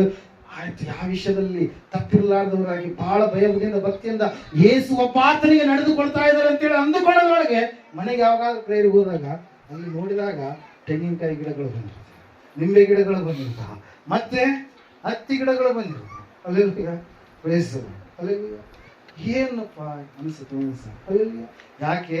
ಇವರು ಇನ್ನೂ ಕೂಡ ದೇವರಿಗೆ ಮೆಚ್ಚುಗೆ ಆದಂತ ರೀತಿಯಲ್ಲಿ ಫಲ ಕೊಡುವ ಮಕ್ಕಳಾಗಿ ಇವರು ಜೀವಿಸ್ತಾ ಇಲ್ಲ. ಅವ್ರೇನಂತಾರ ಇವ್ರೇನಂತಾರ ಅಂತೇಳಿ ನಾವು ಫೋಟೋ ತೆಗೆದ್ರೆ ಅವ್ರು ಏನು ಅನ್ಕೊಂಡು, ಯಾರು ಯಾಕೆ ಅನ್ಕೊಂತ? ಹಲ್ಲೆಲೂಯಾ. ನಿನಗೇನಾದ್ರು ತಂದಾಗ್ತಾರ, ನಿನಗೇನಾದ್ರು ಅವ್ರೇನಾದ್ರು ಸಾಲ ಕೊಟ್ಟು ಸಾಲ ತೀರಿಸ್ತಾರ? ಹಲ್ಲೆಲೂಯಾ. Praise lord. ಏನಾದ್ರು ಮಾಡ್ತಾರೆ? ನಿಮಗೆ ಏನು ಮಾಡಲ್ಲ. ಹಲ್ಲೆಲೂಯಾ. Praise Lord. ಏನಂತ ಹೇಳ್ತೀವಿ? ಇಲ್ಲರಿ ಮಕ್ಕಳು ಮದುವೆ ಅದ್ರಿ ಇದ್ರಿ, ಆ ಟೈಮಲ್ಲಿ ಏನೇನಾಗಬೇಕು ದೇವರು ಅದನ್ನ ನಡೆಸ್ತಾನೆ, ನೆರವೇರಿಸ್ತಾನೆ. ನೀನು ಆತನಿಗೆ ಸರಿಯಾದ ರೀತಿಯಲ್ಲಿ ಇದ್ದಿದ್ದೆ ಆದ್ರೆ ಆತನು ಎಲ್ಲವನ್ನು ಕೂಡ ಸುರಕ್ಷಿತವಾಗಿ ನಡೆಸ್ತಾನೆ, ನೆರವೇರಿಸ್ತಾನೆ. ಹಲ್ಲೆಲೂಯಾ. ಆದ್ರೆ ನೀನೇನ್ ಮಾಡ್ತೀಯ? ಸ್ವಬುದ್ಧಿಯನ್ನ ಆಧಾರ ಮಾಡಿಕೊಳ್ತೀಯ. ಹಲ್ಲೆಲೂಯಾ. ಯಾವ ಬುದ್ಧಿ ಅದು? ಸ್ವಬುದ್ಧಿ. ಅವ್ರೇನ್ ಅನ್ಕೊಂತಾರೋ, ಇವ್ರೇನ್ ಅನ್ಕೊಂತಾರೋ, ನನಗೇನಾಗ್ಬಿಡ್ತು, ಅವ್ರಿಗೇನಾಗ್ಬಿಡ್ತು, ಏನಾಗ್ಬಿಡ್ತು ಅಂತೇಳಿ ತೆಂಗಿನಕಾಯಿ ಗಿಡ ತಂದ್ಕೊಂತೀಯ, ನಿಂಬೆ ಗಿಡ ತಂದ್ಕೊಂತೀಯ, ಹತ್ತಿ ಗಿಡ ತಂದ್ಕೊಂತೀಯ. ಆಮೇಲೆ ಏನ್ ಮಾಡ್ತೀಯ? ಅವೆಲ್ಲ ನಿನ್ನನ್ನು ಕಾಡಿಸಿದಾಗ ದೇವ್ರನಿಗೆ ಏನು ಮಾಡ? ಎಲ್ಲೇದನ್ರಿ ದೇವ್ರೊಬ್ಬನ ಇದ್ದಾನ. ಭಕ್ತವಂತರು ಮಾತಾಡ್ತಾರೆ ಮತ್ತೇನಂತ ಹೇಳಿ, ದೇವ್ರೊಬ್ಬನಿದ್ರೆ ನನಗೆ ಯಾಕೆ ಹಿಂಗ ಆಗ್ತಾ ಇತ್ತು? ಹಲ್ಲೆಲೂಯಾ. Praise Lord. ದೇವರಿಗೆ ಮಾತಾಡಿದಂತ ಪ್ರತಿಯೊಂದು ಮಾತು ಕೂಡ ಪುಸ್ತಕದಲ್ಲಿ ಬರೆದಿರುತ್ತಂತೇಳಿ ಮಲಾಕಿಯನ ಪ್ರವಾದನೆ ಗ್ರಂಥದಲ್ಲಿ ನಾವು ನೋಡ್ತಾ ಇದ್ದೇವೆ ಪ್ರಿಯರೇ. ಭಕ್ತಿವಂತರೇ ಮಾತಾಡಿಕೊಳ್ಳ ತೆಗೆದುಕೊಳ್ಬೇಕಾದ್ರೆ ಭಕ್ತಿಹೀನರ ಸ್ಥಿತಿ ಎಷ್ಟು ಅಂತ ಹೇಳ್ತಾನೆ ದೇವರು. ಹಲ್ಲೆಲೂಯಾ. ಅದಕ್ಕಾಗಿ ಸಹೋದರ ಸಹೋದರಿಯೇ, ನಿನ್ನನ್ನು ನೋಡುವ ಆತನು, ನಿನ್ನನ್ನು ಕಾಯುವ ಆತನು, ನಿನಗೆ ಜೀವನ ಕೊಟ್ಟ ಆತನು, ಸೃಷ್ಟಿಕರ್ತನ ಆ ದೇವರಿಗೆ ನೀನು ಸಿದ್ಧಳಾಗಿ ನಿಂತುಕೊಳ್ಬೇಕು. ಆತನು ಬರ್ಲಿಕ್ಕಿದ್ದಾನೆ. ಆತನ ಬರುವಿಕೆಯಲ್ಲಿ ನೀನು ಆತನ ಸಂಗಡ ಬಾಗಿಲ ಮೂಲಕ ಒಳಗಡೆ ಹೋಗಬೇಕಾದ್ರೆ ನೀನು ಬುದ್ಧಿಯುಳ್ಳ ಮನುಷ್ಯನಾಗಬೇಕು. ಬುದ್ಧಿಯುಳ್ಳ ಕನ್ನಿಕೆ ಅಂದ್ರೆ ಏನ್ರಿ? ಕೆಡಿಸಿಕೊಳ್ಳಲಾರದು, ಅಶುದ್ಧಳಾಗಲಾರದು. ಹಲ್ಲೆಲೂಯಾ. ನೀನು ದಾನಿಯೇಲ್ ಹೇಳ್ತಾನೆ, ಅಯ್ಯೋ ನನ್ನನ್ನು ನಾನು ಅಶುದ್ಧ ಮಾಡಿಕೊಳ್ಳಲಾರನು ಎಂಬುದಾಗಿ ನೆನೆಸಿ ದಾನಿಯೇಲ್ ಏನ್ ಮಾಡ್ತಾನ್ರಿ? ಅಲ್ಲಿರ್ತಕ್ಕಂಥ ಕಂಚುಕಿಯನ್ನು ಹೇಳಿದಾಗ ಆತನು ರಾಜ ಭೋಗದ ಒಂದು ರಾಜ ಆಹಾರವನ್ನು ಬಿಟ್ಟು, ಹಂದಿ ಮಾಂಸ ಮತ್ತು ಆ ಒಂದು ದ್ರಾಕ್ಷರಸ ಮತ್ತೆ ಸುರಾಪಾನ ಬಿಟ್ಟು ಏನ್ ಮಾಡಿದ್ರು? ಅವರಿಗೆ ಕುಡಿಯಲಿಕ್ಕೆ ನೀರನ್ನ, ತಿನ್ನಲಿಕ್ಕೆ ಒಳ್ಳೆ ಕಾಯಿಪಲ್ಯವನ್ನು ಕೊಟ್ಟ ಕಾರಣಕ್ಕಾಗಿ ಅವರು ತಮ್ಮ ದೇಹವನ್ನ ಕೆಡಿಸಿಕೊಳ್ಳಾರದೆ ಇದ್ದ ಕಾರಣಕ್ಕಾಗಿ ದೇವರು ಅವರಿಗೆ ಎಷ್ಟು ಕೊಟ್ಟನಂತೆ? ಬುದ್ಧಿ ಎಷ್ಟು ಕೊಟ್ಟನಂತೆ? ಎಲ್ಲ ದೇಶದಲ್ಲಿ ಇರ್ತಕ್ಕಂಥ ಎಲ್ಲಾ ಜನರ ಮಧ್ಯದಲ್ಲಿ 10 ಪಟ್ಟು ಬುದ್ಧಿಯನ್ನು ಹೆಚ್ಚು ಕೊಟ್ಟರು ಪ್ರಿಯರೇ. ಹಲ್ಲೆಲೂಯಾ. ದೇವರ ವಾಕ್ಯ ಹೇಳ್ತಾ ಇದೆ, ಸಹೋದರ ಸಹೋದರಿ, ಇನ್ನೆಷ್ಟರವರೆಗೆ ನೀನು ದೇವರ ಮಾತನ್ನ ಕೇಳಿಯೂ ಕೂಡ ಅಲ್ಲದ ಕಾರ್ಯದ ಕಡೆಗೆ ಹೋಗ್ತೀವಿ. ದೇವರು ಒಬ್ಬಾತನೆಂಬುದಾಗಿ ನಿನ್ನ ಬಾಯಿ ಕೂಡ ಹೇಳ್ತಾ ಇದೆ. ದೇವರುಗಳನ್ನು ನಾಲಿಗೆ ದೇವರನ್ನು ಆತನು ಒಬ್ಬಾತನೇ ಇದ್ದಾನೆ. ಹಲ್ಲೆಲೂಯಾ. ಆಕಾಶ ಒಂದೇ ಇರುವ ಹಾಗೆ, ಕಣ್ಣಿಗೆ ಕಾಣುವಂತ ಸೂರ್ಯನು ಒಂದೇ ಇರುವ ಹಾಗೆ, ಚಂದ್ರನು ಒಂದೇ ಇರುವ ಹಾಗೆ, ಭೂಮಿ ಒಂದೇ ಇರುವ ಹಾಗೆ ದೇವರು ಕೂಡ ಒಬ್ಬಾತನೇ. ಆ ದೇವರು ಯಾರಂತೇಳಿ ನಿನಗೆ ತಿಳಿಸಿದಾಗಲೂ ಕೂಡ ಇನ್ನು ನನಗೆ ಕಳೆನೇ ಬೇಕು, ಕೆಟ್ಟದ್ದೇ ಬೇಕು, ಪಾಪನೇ ಬೇಕಂತೇಳಿ ಹೋಗಿ ನಿನ್ನ ಮಾತುಗಳ ಮೂಲಕವಾಗಲಿ, ನಡತೆಯ ಮೂಲಕವಾಗಲಿ, ಆಲೋಚನೆ ಮೂಲಕವಾಗಲಿ ನೀನು ಸಿದ್ಧವಾಗಲಾರದ ಸ್ಥಿತಿಯಲ್ಲಿದ್ದರೆ ನೀನು ಕೈಬಿಡಲ್ಪಡ್ತೀವಿ. ಇವ್ರನ್ನ ಯಾಕೆ ಬುದ್ಧಿ ಇಲ್ಲದ ಕನ್ನಿಕರಂತ ಇದ್ದಾರೆ ಅಂದ್ರೆ, ಅವರು ಎಲ್ಲರ ಮಧ್ಯದಲ್ಲಿ ಗುಂಪಿನಲ್ಲಿ ಏನಂತಾರೆ? ಗುಂಪಿನಾಗ ಏನಂತಾರೆ? ಏನೋ ಅಂತಾರೆ. ಆಮೇಲೆ ವೈಯಕ್ತಿಕವಾಗಿದ್ದಾಗ ದೇವರು ನಿನ್ನ ವೈಯಕ್ತಿಕ ಜೀವಿತವನ್ನು ನೋಡುವಾತನಾಗಿದ್ದಾನೆ. ಸಾಮೂಹಿಕವಾಗಿ ಕೂಡ ಅದೇ ರೀತಿಯಾಗಿ ಇರ್ಬೇಕಂತ ಹೇಳಿ ದೇವರು ಬಯಸುವವನಾಗಿದ್ದಾನೆ ಪ್ರಿಯರೇ. ಅಲ್ಲಿ ನಾವು ನೋಡ್ತಾ ಇದ್ದೇವೆ ಬುದ್ಧಿಯುಳ್ಳ ಕನ್ನಿಕೆಯರು. ಯಾಕಂದ್ರೆ ಅವರು ಮದಲಿಂಗನನ್ನ ಎದುರುಗೊಳ್ಳೋದಕ್ಕೆ ಸಿದ್ಧರಾಗಿ, ಶುದ್ಧರಾಗಿ, ಆತನನ್ನ ಕಾಯಲಿಕ್ಕೆ ಬದ್ಧರಾದಂತ ಜೀವಿತವನ್ನ ಮಾಡಿಕೊಂಡ್ರು. ತುತ್ತೂರು ಊದಿದಾಗ ಅವರು ಎದ್ರು, ಮಲಗಿದ್ರು, ಎದ್ರು ತಮ್ಮ ಆರತಿ ತಟ್ಟೆಗಳನ್ನ ರೆಡಿ ಮಾಡಿಕೊಂಡು, ಎಣ್ಣೆ ಹಾಕಿಕೊಂಡು, ದೀಪ ಹಚ್ಕೊಂಡು ಆತನನ್ನು ಎದುರುಗೊಂಡ್ರು ಪ್ರಿಯರೇ. ಹಲ್ಲೆಲೂಯಾ. ಇವತ್ತು ನೀನು ಕೂಡ ಬುದ್ಧಿಯುಳ್ಳ ಕನ್ನಿಕೆಯೋಪಾದಿಯಲ್ಲಿ ಸಿದ್ಧನಾಗಬೇಕೆನ್ನುವಂಥದ್ದು, ಸಿದ್ಧನಾಗಬೇಕೆನ್ನುವಂಥದ್ದು ದೇವರ ಚಿತ್ತವಾಗಿದೆ ಪ್ರಿಯರೇ. ಕೊನೆಯದಾಗಿ ನಾವು ಮುಗಿಸ್ಲಿಕ್ಕಿದ್ದೇನೆ. 5-15 ವಚನ ಮಾರ್ಕನ ಬರೆದ ಸುವಾರ್ತೆ ನೀವು ತೆಗೆದಿದ್ಯಾದ್ರೆ ಅಲ್ಲಿ ಒಂದು ಬುದ್ಧಿಯ ಕುರಿತಾಗಿ ನಾವು ನೋಡ್ತಾ ಇದ್ದೇವೆ. ಎಂತಹ ಬುದ್ಧಿ ಅಂತೆ? ಸ್ವಸ್ಥ ಬುದ್ಧಿ. ಮಾರ್ಕ 5:15 ಗೊತ್ತಿರೋದು. ದೆವ್ವಗಳ ದಂಡಿನಿಂದ ಬಟ್ಟೆಗಳನ್ನ ಹಾಕಿಕೊಂಡು ಸ್ವಸ್ಥ ಬುದ್ಧಿಯಿಂದ ಕೂತಿರುವುದನ್ನು ನೋಡಿ ಹೆದರಿದರು. ಹಲ್ಲೆಲೂಯಾ. ಒಬ್ಬ ವ್ಯಕ್ತಿಯ ಕುರಿತಾಗಿ ನಾವು ನೋಡ್ತಾ ಇದ್ದೇವೆ. ಆ ವ್ಯಕ್ತಿಗೆ ದೆವ್ವ ಬಡ್ಕೊಂಡಿದೆ. ಎಷ್ಟು ದೆವ್ವಗಳಂತ ಹೇಳುತ್ತೆ ವಾಕ್ಯ? ದಂಡು ಎಂಬುದಾಗಿ. ಲೀಸಿಯನ್ ಅಂತ ಹೇಳಿ ನಾವು ಲ್ಯಾಟಿನ್ ಅಲ್ಲಿ ನಾವು ನೋಡುವಾಗ ಲೀಸಿಯನ್ ಅಂದ್ರೆ 6,000 ಎಂಬುದಾಗಿ ಪ್ರಿಯರೇ. ಹಲ್ಲೆಲೂಯಾ. 6,000 ದೆವ್ವಗಳು ಒಬ್ಬ ಮನುಷ್ಯನ ಒಳಗಡೆ ಒಕ್ಕಂಡ ಸಮಯದಲ್ಲಿ ಆತನ ಸ್ಥಿತಿ ಹೆಂಗಿರುವ. ಹಲ್ಲೆಲೂಯಾ. ಇಲ್ಲಿ ವಾಕ್ಯದಲ್ಲಿ ನಾವು ನೋಡ್ತಾ ಇದ್ದೇವೆ, ಸತ್ಯವೇದ ಹೇಳ್ತಾ ಸ್ಪಷ್ಟವಾಗಿ ಏನಂತ ಹೇಳಂತಂದ್ರೆ ಪ್ರಿಯರೇ, ಅಂತಹ ವ್ಯಕ್ತಿಯನ್ನ, ಆ ವ್ಯಕ್ತಿ ಇರ್ತಕ್ಕಂಥ ಸ್ಥಳವನ್ನ ಯೇಸು ಸ್ವಾಮಿ ಏನ್ ಮಾಡ್ತಾ ಇದ್ದಾರೆ? ಹೋಗ್ತಾ ಇದ್ದಾರೆ ಪ್ರಿಯರೇ. ಆ ಸ್ಥಳ ಯಾವ್ದಾಗಿತ್ತು ಅಂತ ಹೇಳಿ ನಾವು ನೋಡ್ತಾ ಇದ್ದೇವೆ ವಾಕ್ಯದಲ್ಲಿ, ಗೆದರಾಸೀನರ ಸೀಮೆ ಎಂಬುದಾಗಿ. ಹಲ್ಲೆಲೂಯಾ. Praise Lord. ಅಲ್ಲಿ ಆ ಗೆರಸೇನರ ಸೀಮೆಗೆ ಆತನು ಮುಟ್ಟಿದಾಗ ಅಲ್ಲಿ ದೆವ್ವ ಹಿಡಿದಂತ ವ್ಯಕ್ತಿ ಬರ್ತಾ ಇದ್ದಾನೆ. ಅವನು ಎಲ್ಲಿದ್ದಾನೆ? ಸಮಾಧಿಯಲ್ಲಿದ್ದಾನೆ. ಅವನು ಎಲ್ಲಿದ್ದಾನೆ? ತನ್ನ ದೇಹಕ್ಕೆಲ್ಲ ಗಾಯಗಳನ್ನ ಮಾಡಿಕೊಂಡಿದ್ದಾನೆ. ಅವನು ಎಲ್ಲಿದ್ದಾನೆ? ಪಾಪದಲ್ಲಿದ್ದಾನೆ. ತನ್ನ ಬಳಿಗೆ ಬರುವಂತವರಿಗೆ ಹಾನಿಯನ್ನ ಮಾಡುವಂತ ವ್ಯಕ್ತಿಯಾಗಿದ್ದಾನೆ. ಅಂತಹ ವ್ಯಕ್ತಿ ಯೇಸು ಸ್ವಾಮಿ ಬಂದ ತಕ್ಷಣ ಯೇಸುವಿನ ಮುಂದೆ ಬಂದು, ಸ್ವಾಮಿ ನನ್ನನ್ನ ಬಿಟ್ಟು ನೀನು ಹೋಗ ಅಂತ ಹೇಳಿದಾಗ, ದೆವ್ವ ಮಾತಾಡಿದಾಗ ನಾವು ನೋಡ್ತಾ ಇದ್ದೇವೆ ಯೇಸು ಸ್ವಾಮಿ ಒಂದು ಮಾತನ್ನು ಹೇಳ್ತಾ ಇದ್ದಾರೆ. ಏನಂತ ಹೇಳಿ ಅಂತಂದ್ರೆ, ಪರಾತ್ಪರನಾದ ದೇವರೇ ಮಗನೇ, ನನ್ನ ಗೊಡುವೆ ನಿನಗೇಕೆ, ದೇವರಾಣೆ ನನ್ನನ್ನ ಕಾಡಬೇಡ ಎಂಬುದಾಗಿ ವ್ಯಕ್ತಿ ಹೇಳಿದಾಗ, ಎಲ್ಲಾ ದೆವ್ವ ಇವನನ್ನ ಬಿಟ್ಟು ಹೋಗು ಎಂಬುದಾಗಿ ಎಂಬುದಾಗಿ ಯೇಸು ಸ್ವಾಮಿ ಹೇಳಿದ್ರು ಪ್ರಿಯರೇ. ಆ ವ್ಯಕ್ತಿ ಅವನು ನನ್ನವನು. ಹಲ್ಲೆಲೂಯಾ. ಮನುಷ್ಯರನ್ನ ಹಿಡಿಯಬೇಡ ಎಂಬುದಾಗಿ ದೇವರ ಆಜ್ಞೆ ಪ್ರಿಯರೇ. ಯಾವುದಕ್ಕೆ? ದೆವ್ವಗಳಿಗೆ, ಸೈತಾನನಿಗೆ. ಇಲ್ಲಿ ನಾವು ನೋಡ್ತಾ ಇದ್ದೇವೆ, ಸೈತಾನನು ಅವನನ್ನ ವಶ ಮಾಡಿಕೊಂಡ ಸಮಯದಲ್ಲಿ ಅವನು ಎಲ್ಲಿ ವಾಸ ಮಾಡ್ತಾ ಇದ್ದಾನೆ? 2ನೇ ವಚನದಿಂದ ನೀವು ನೋಡುವಾಗ ಸತ್ಯದಲ್ಲಿ ಹೇಳ್ತಾ ಇದೆ ಏನಂತ ಹೇಳಂತಂದ್ರೆ, ಅವನಿಗೆ ಸಮಾಧಿಯ ಗವಿಗಳೇ ವಾಸಸ್ಥಳ. ಅವನನ್ನು ಅನೇಕ ಸಾರಿ ಬೇಡಿಗಳಿಂದ ಸರಪಣಿಯಿಂದ ಕಟ್ಟಿದ್ದರು.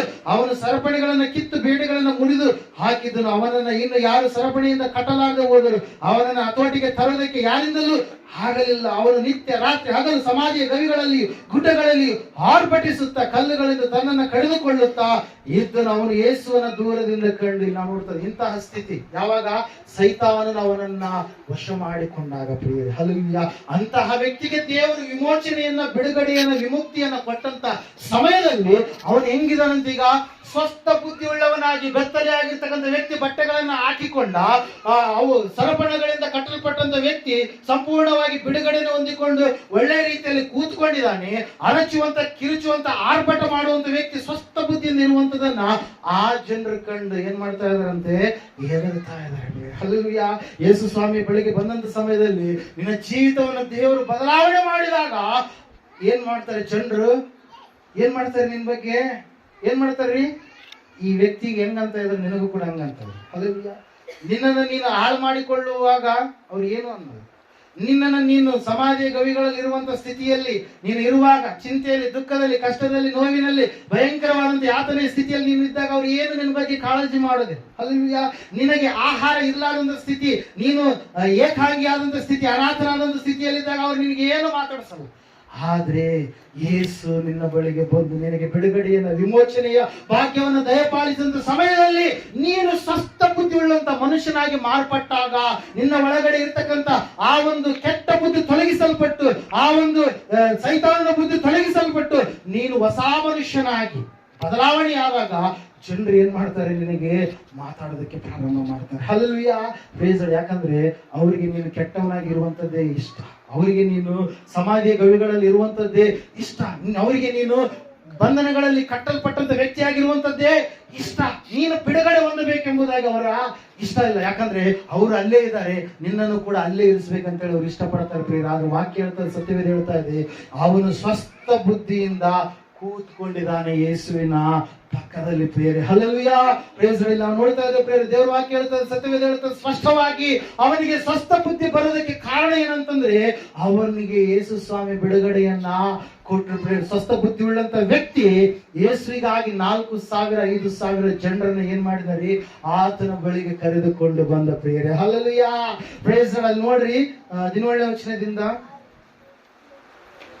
ಆತನು ದೋಣಿಯನ್ನು 18ನೇ ವಚನದಿಂದ, ಆತನು ದೋಣಿಯನ್ನು ಹತ್ತುವಾಗ ಆ ದೆವ್ವ ಹಿಡಿದಿದ್ದವನು ನಾನು ನಿನ್ನ ಬಳಿಯಲ್ಲೇ ಇರುತ್ತೇನೆಂದು ಆತನನ್ನು ಬೇಡತೊಡಗಿದನು. ಆದರೆ ಆತನು ಅವನನ್ನು ಇರಬಡಿದ ಅವನಿಗೆ, ನೀನು ನಿನ್ನ ಮನೆಗೂ ನಿನ್ನ ಜನರ ಬಳಿಗೂ ಹೋಗಿ ಸ್ವಾಮಿ ನಿನ್ನಲ್ಲಿ ಕರುಣೆ ಇಟ್ಟು ನಿನಗೆ ಎಂತೆಂಥ ಉಪಕಾರಗಳನ್ನ ಮಾಡಿದಾನೋ ಅದನ್ನು ಹೇಳು ಅಂದನು. ಅವನು ಹೊರಟು ಹೋಗಿ ಯೇಸು ತನಗೆ ಮಾಡಿದ ಉಪಕಾರಗಳನ್ನ ದೆಕಪೋಲಿ ಎಂಬ ಸೀಮೆಯಲ್ಲಿ ಸಾರುವುದಕ್ಕೆ ಪ್ರಾರಂಭಿಸಿದನು. ಎಲ್ಲರೂ ಆಶ್ಚರ್ಯ ಪಟ್ಟರು ಎಂಬುದಾಗಿ. ಹಲ್ಲೆಲೂಯಾ. Praise God. ನಾವು ನೋಡ್ತಾ ಇದ್ದೇವೆ ಪ್ರಿಯರೇ, ಸತ್ಯವೇದ ಹೇಳ್ತಾ ಇದೆ ಸ್ಪಷ್ಟವಾಗಿ ಏನಂತ ಹೇಳ್ರಿ? ಆ ಒಂದು ವ್ಯಕ್ತಿ ಸ್ವಸ್ಥ ಬುದ್ಧಿಯುಳ್ಳವನಾಗಿ ಇರುವಂತದನ್ನ ಜನರು ಏನ್ ಮಾಡ್ತಾ ಇಲ್ಲ? ಸಹಿಸ್ತಾ ಇಲ್ಲ ಪ್ರಿಯರೇ. ಹಲ್ಲೆಲೂಯಾ. Praise God. ಅದಕ್ಕಾಗಿ ನಾವು ನೋಡ್ತಾ ಇದ್ದೇವೆ, ಯೇಸು ಸ್ವಾಮಿಗೋಸ್ಕರವಾಗಿ ಅನೇಕ ಆತ್ಮಗಳನ್ನ ತನ್ನ ಸಾಕ್ಷಿಯ ಮೂಲಕವಾಗಿ ಆ ವ್ಯಕ್ತಿ ಏನ್ ಮಾಡಿದಾರೆ? ಗೆದ್ದುಕೊಂಡ ಪ್ರಿಯರೇ. ಮೊದಲನೇದಾಗಿ ನಾವು ನೋಡಿದ್ವಿ ಎಂತಹ ಬುದ್ಧಿ ಅಂತೆ? ಬುದ್ಧಿಹೀನ ಕಾರ್ಯವನ್ನ ಮಾಡಿದಂತಹ ಬುದ್ಧಿ ಸೌಲನದ್ದು. ಆ ಸೌಲನ ಬುದ್ಧಿ ಏನ್ ಮಾಡುತ್ತೆ? ಅವನ ಅರಸತನವನ್ನ ತೆಗೆದಾಕ್ತು. ಎರಡನೇದಾಗಿ ಬುದ್ಧಿವಂತೆಯಾದ ಅಬಿಗೈಲಳು ತನ್ನ ಯಜಮಾನನ ಪ್ರಾಣವನ್ನ, ತನ್ನ ಕುಟುಂಬಸ್ಥರ ಪ್ರಾಣವನ್ನ, ತನ್ನ ಆಳುಗಳ ಪ್ರಾಣವನ್ನ ಆಕೆ ಏನ್ ಮಾಡಿದ್ಲು? ಕಾಪಾಡಿದ್ಲು ಪ್ರಿಯರೇ. ಮೂರನೇದಾಗಿ ನಾವು ನೋಡಿದ್ವಿ, ಬುದ್ಧಿಯುಳ್ಳ ಮನುಷ್ಯನನ್ನ ಆತ್ಮಿಕ ಜೀವಿತವನ್ನ ನಾಶ ಮಾಡ್ಬೇಕಂತೇಳಿ ಅನೇಕ ಹುನ್ನಾರಗಳನ್ನ ಮಾಡಿದಾಗಲೂ ಕೂಡ ಮಳೆಗಳು ಬಂತು, ಗಾಳಿ ಬಂತು, ಮತ್ತೆ ನಾವು ನೋಡಿದ್ವಿ ಹಳ್ಳಗಳು ಬಂದ್ರು ಕೂಡ ಆ ವ್ಯಕ್ತಿ ತನ್ನ ಭಕ್ತಿಯ ಜೀವಿತವನ್ನ, ತಾನು ಎಲ್ಲಿ ಮನೆಯನ್ನ ಕಟ್ಟಿಕೊಂಡಿದ್ದೇನೆ ಅನ್ನುವಂಥ ಜೀವಿತವನ್ನ ಏನ್ ಮಾಡಲಿಲ್ಲ? ಬಿಟ್ಟುಕೊಳ್ಳಲಿಲ್ಲ ಪ್ರಿಯರು. ಅದಕ್ಕಾಗಿ ಆ ವ್ಯಕ್ತಿ ಬುದ್ಧಿಯುಳ್ಳಂತ ವ್ಯಕ್ತಿ ಆದ. ಇಲ್ಲಿ ಅದೇ ರೀತಿಯಾಗಿ ನಾವು ನೋಡಿದ್ವಿ ಮತ್ತೆ ಯಾರ ಕುರಿತಾಗಿರಿ? ವ್ಯಕ್ತಿ ತಂದೆಯಿಂದ ದೂರವಾಗಿ ಆ ಬುದ್ಧಿ ಸ್ವಬುದ್ಧಿಯಿಂದ ದೂರವಾದ, ಸ್ವಂತ ಬುದ್ಧಿಯಿಂದ ದೂರವಾಗಿ ಮತ್ತೆ ಬುದ್ಧಿ ಬಂದ ಮೇಲೆ ದೇವರ ಬಳಿಗೆ ಆತನ ಏನ್ ಮಾಡಿದ, ಬಂದು ಎಲ್ಲ ಆಶೀರ್ವಾದಕ್ಕೆ ಪುನಃ ಪಾತ್ರನಾಗ್ತಾ ಇದ್ದಾನೆ ಪ್ರೇರೆ. ಮತ್ತೆ ಯಾವ ಬುದ್ಧಿ ರೀ? ಬುದ್ಧಿವಂತರಾದಂತ ಕನ್ನಿಕೆಯರಲ್ಲಿರ್ತಕ್ಕಂತ ಬುದ್ಧಿ ಪ್ರೇರೆ, ಸಿದ್ಧರಾಗುವುದಕ್ಕಾಗಿರುವಂತ ಬುದ್ಧಿ, ಮದಲಿಂಗನನ್ನು ಎದುರುಗೊಳ್ಳುವುದಕ್ಕಾಗಿರ್ತಕ್ಕಂತ ಬುದ್ಧಿ ಪ್ರೇರೆ. ಕೊನೆಯದಾಗಿ ನಾವು ನೋಡಿದ್ವಿ ಯಾವ ಬುದ್ಧಿ ರೀ? ಸ್ವಸ್ಥ ಬುದ್ಧಿ. ಯಾವ ಬುದ್ಧಿ ರೀ?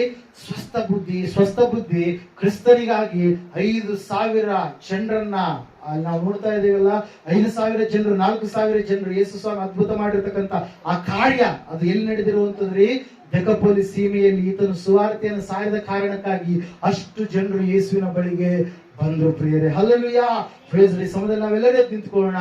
ಸಹೋದರ ಸಹೋದರಿಯೇ, ಸ್ವಬುದ್ಧಿಯನ್ನೇ ಆಧಾರ ಮಾಡಿಕೊಳ್ಳದೆ ಎಂಬುದಾಗಿ ವಾಕ್ಯ ಹೇಳ್ತಾ ಇದೆ. ನಿಮಗೆ ಇನ್ನೂ ಬುದ್ಧಿ ಬರಲಿಲ್ಲವೇ ಅಂತೇಳಿ ದೇವರು ಪ್ರಾರಂಭದಲ್ಲಿ ಮಾತಾಡಿದ್ರು. ನಿಮ್ಮಲ್ಲಿ ಯಾವ ಬುದ್ಧಿ ಇದೆ ಈ ಸಮಯದಲ್ಲಿ? ಚಂಚಲ ಬುದ್ಧಿ ಇದೆನಾ? ವಕ್ರ ಬುದ್ಧಿ ಇದೆನಾ? ಮೋಸದ ಬುದ್ಧಿ ಇದೆನಾ? ಗ್ರಹಿಸಲಾರದ ಬುದ್ಧಿ ಇದೆನಾ? ನಿಮ್ಮ ಬುದ್ಧಿ ಕೆಟ್ಟು ಹೋದಂತ ಸ್ಥಿತಿಯಲ್ಲಿ ಇದೆನಾ? ಮಂದ ಬುದ್ಧಿ ಇದೆನಾ? ಸ್ವಬುದ್ಧಿ ಇದೆನಾ? ದುರ್ಬುದ್ಧಿ ಇದೆನಾ? ಕೇಡಿನ ಬುದ್ಧಿ ಇದೆನಾ? ತಪ್ಪಿ ಹೋದಂತ ಬುದ್ಧಿ ಇದೆನಾ? ಸಹೋದರಿ ಸಹೋದರಿ, ಈಗಲಾದರೂ ನೀನು ಬುದ್ಧಿಯನ್ನ ತಂದುಕೋ. ಈಗಲಾದರೂ ಭಕ್ತಿಯ ಜೀವಿತವನ್ನ ಮಾಡು. ಈಗಲಾದರೂ ಬುದ್ಧಿವಂತನಾಗು, ಬುದ್ಧಿವಂತಳಾಗು. ಪ್ರಾರ್ಥನೆ ಮಾಡು. ಈಗಲಾದರೂ ಸ್ವಸ್ಥ ಬುದ್ಧಿಯನ್ನ ಹೊಂದಿಕೋ. ಈಗಲಾದರೂ ಬುದ್ಧಿ ತೆಗೆದುಕೊಂಡು ಭಕ್ತಿಯನ್ನ ಪ್ರಾರಂಭ ಮಾಡು. ಸುಂದರ ಪ್ರಾರ್ಥನೆ ಮಾಡೋಣ.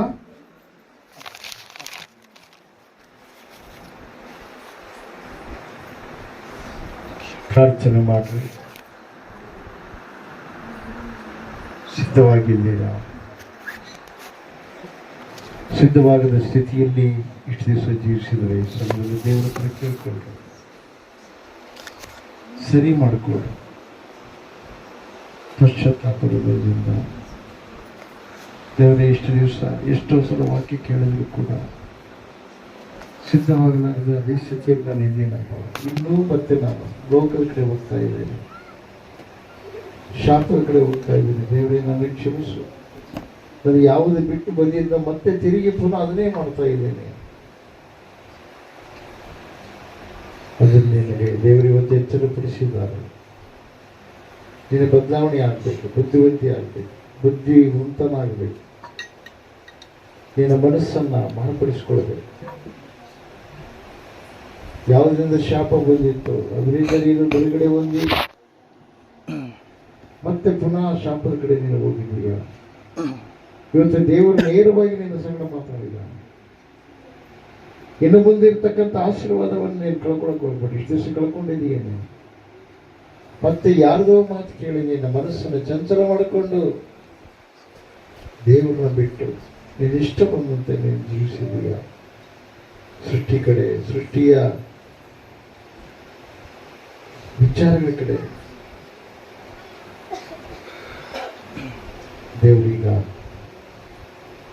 ನಿನ್ನ ಸಂಗಡ ಮಾತಾಡಿದ. ನಿನ್ನ ಮನಸ್ಸನ್ನು ಬದಲಾಯಿಸ್ಕೊ. ದೇವರೇ, ನನ್ನ ತಪ್ಪಾಗಿದೆ ಕ್ಷಮಿಸಿ ಎಂಬುದಾಗಿ ದೇವರನ್ನ ಕೇಳಿಕೊ.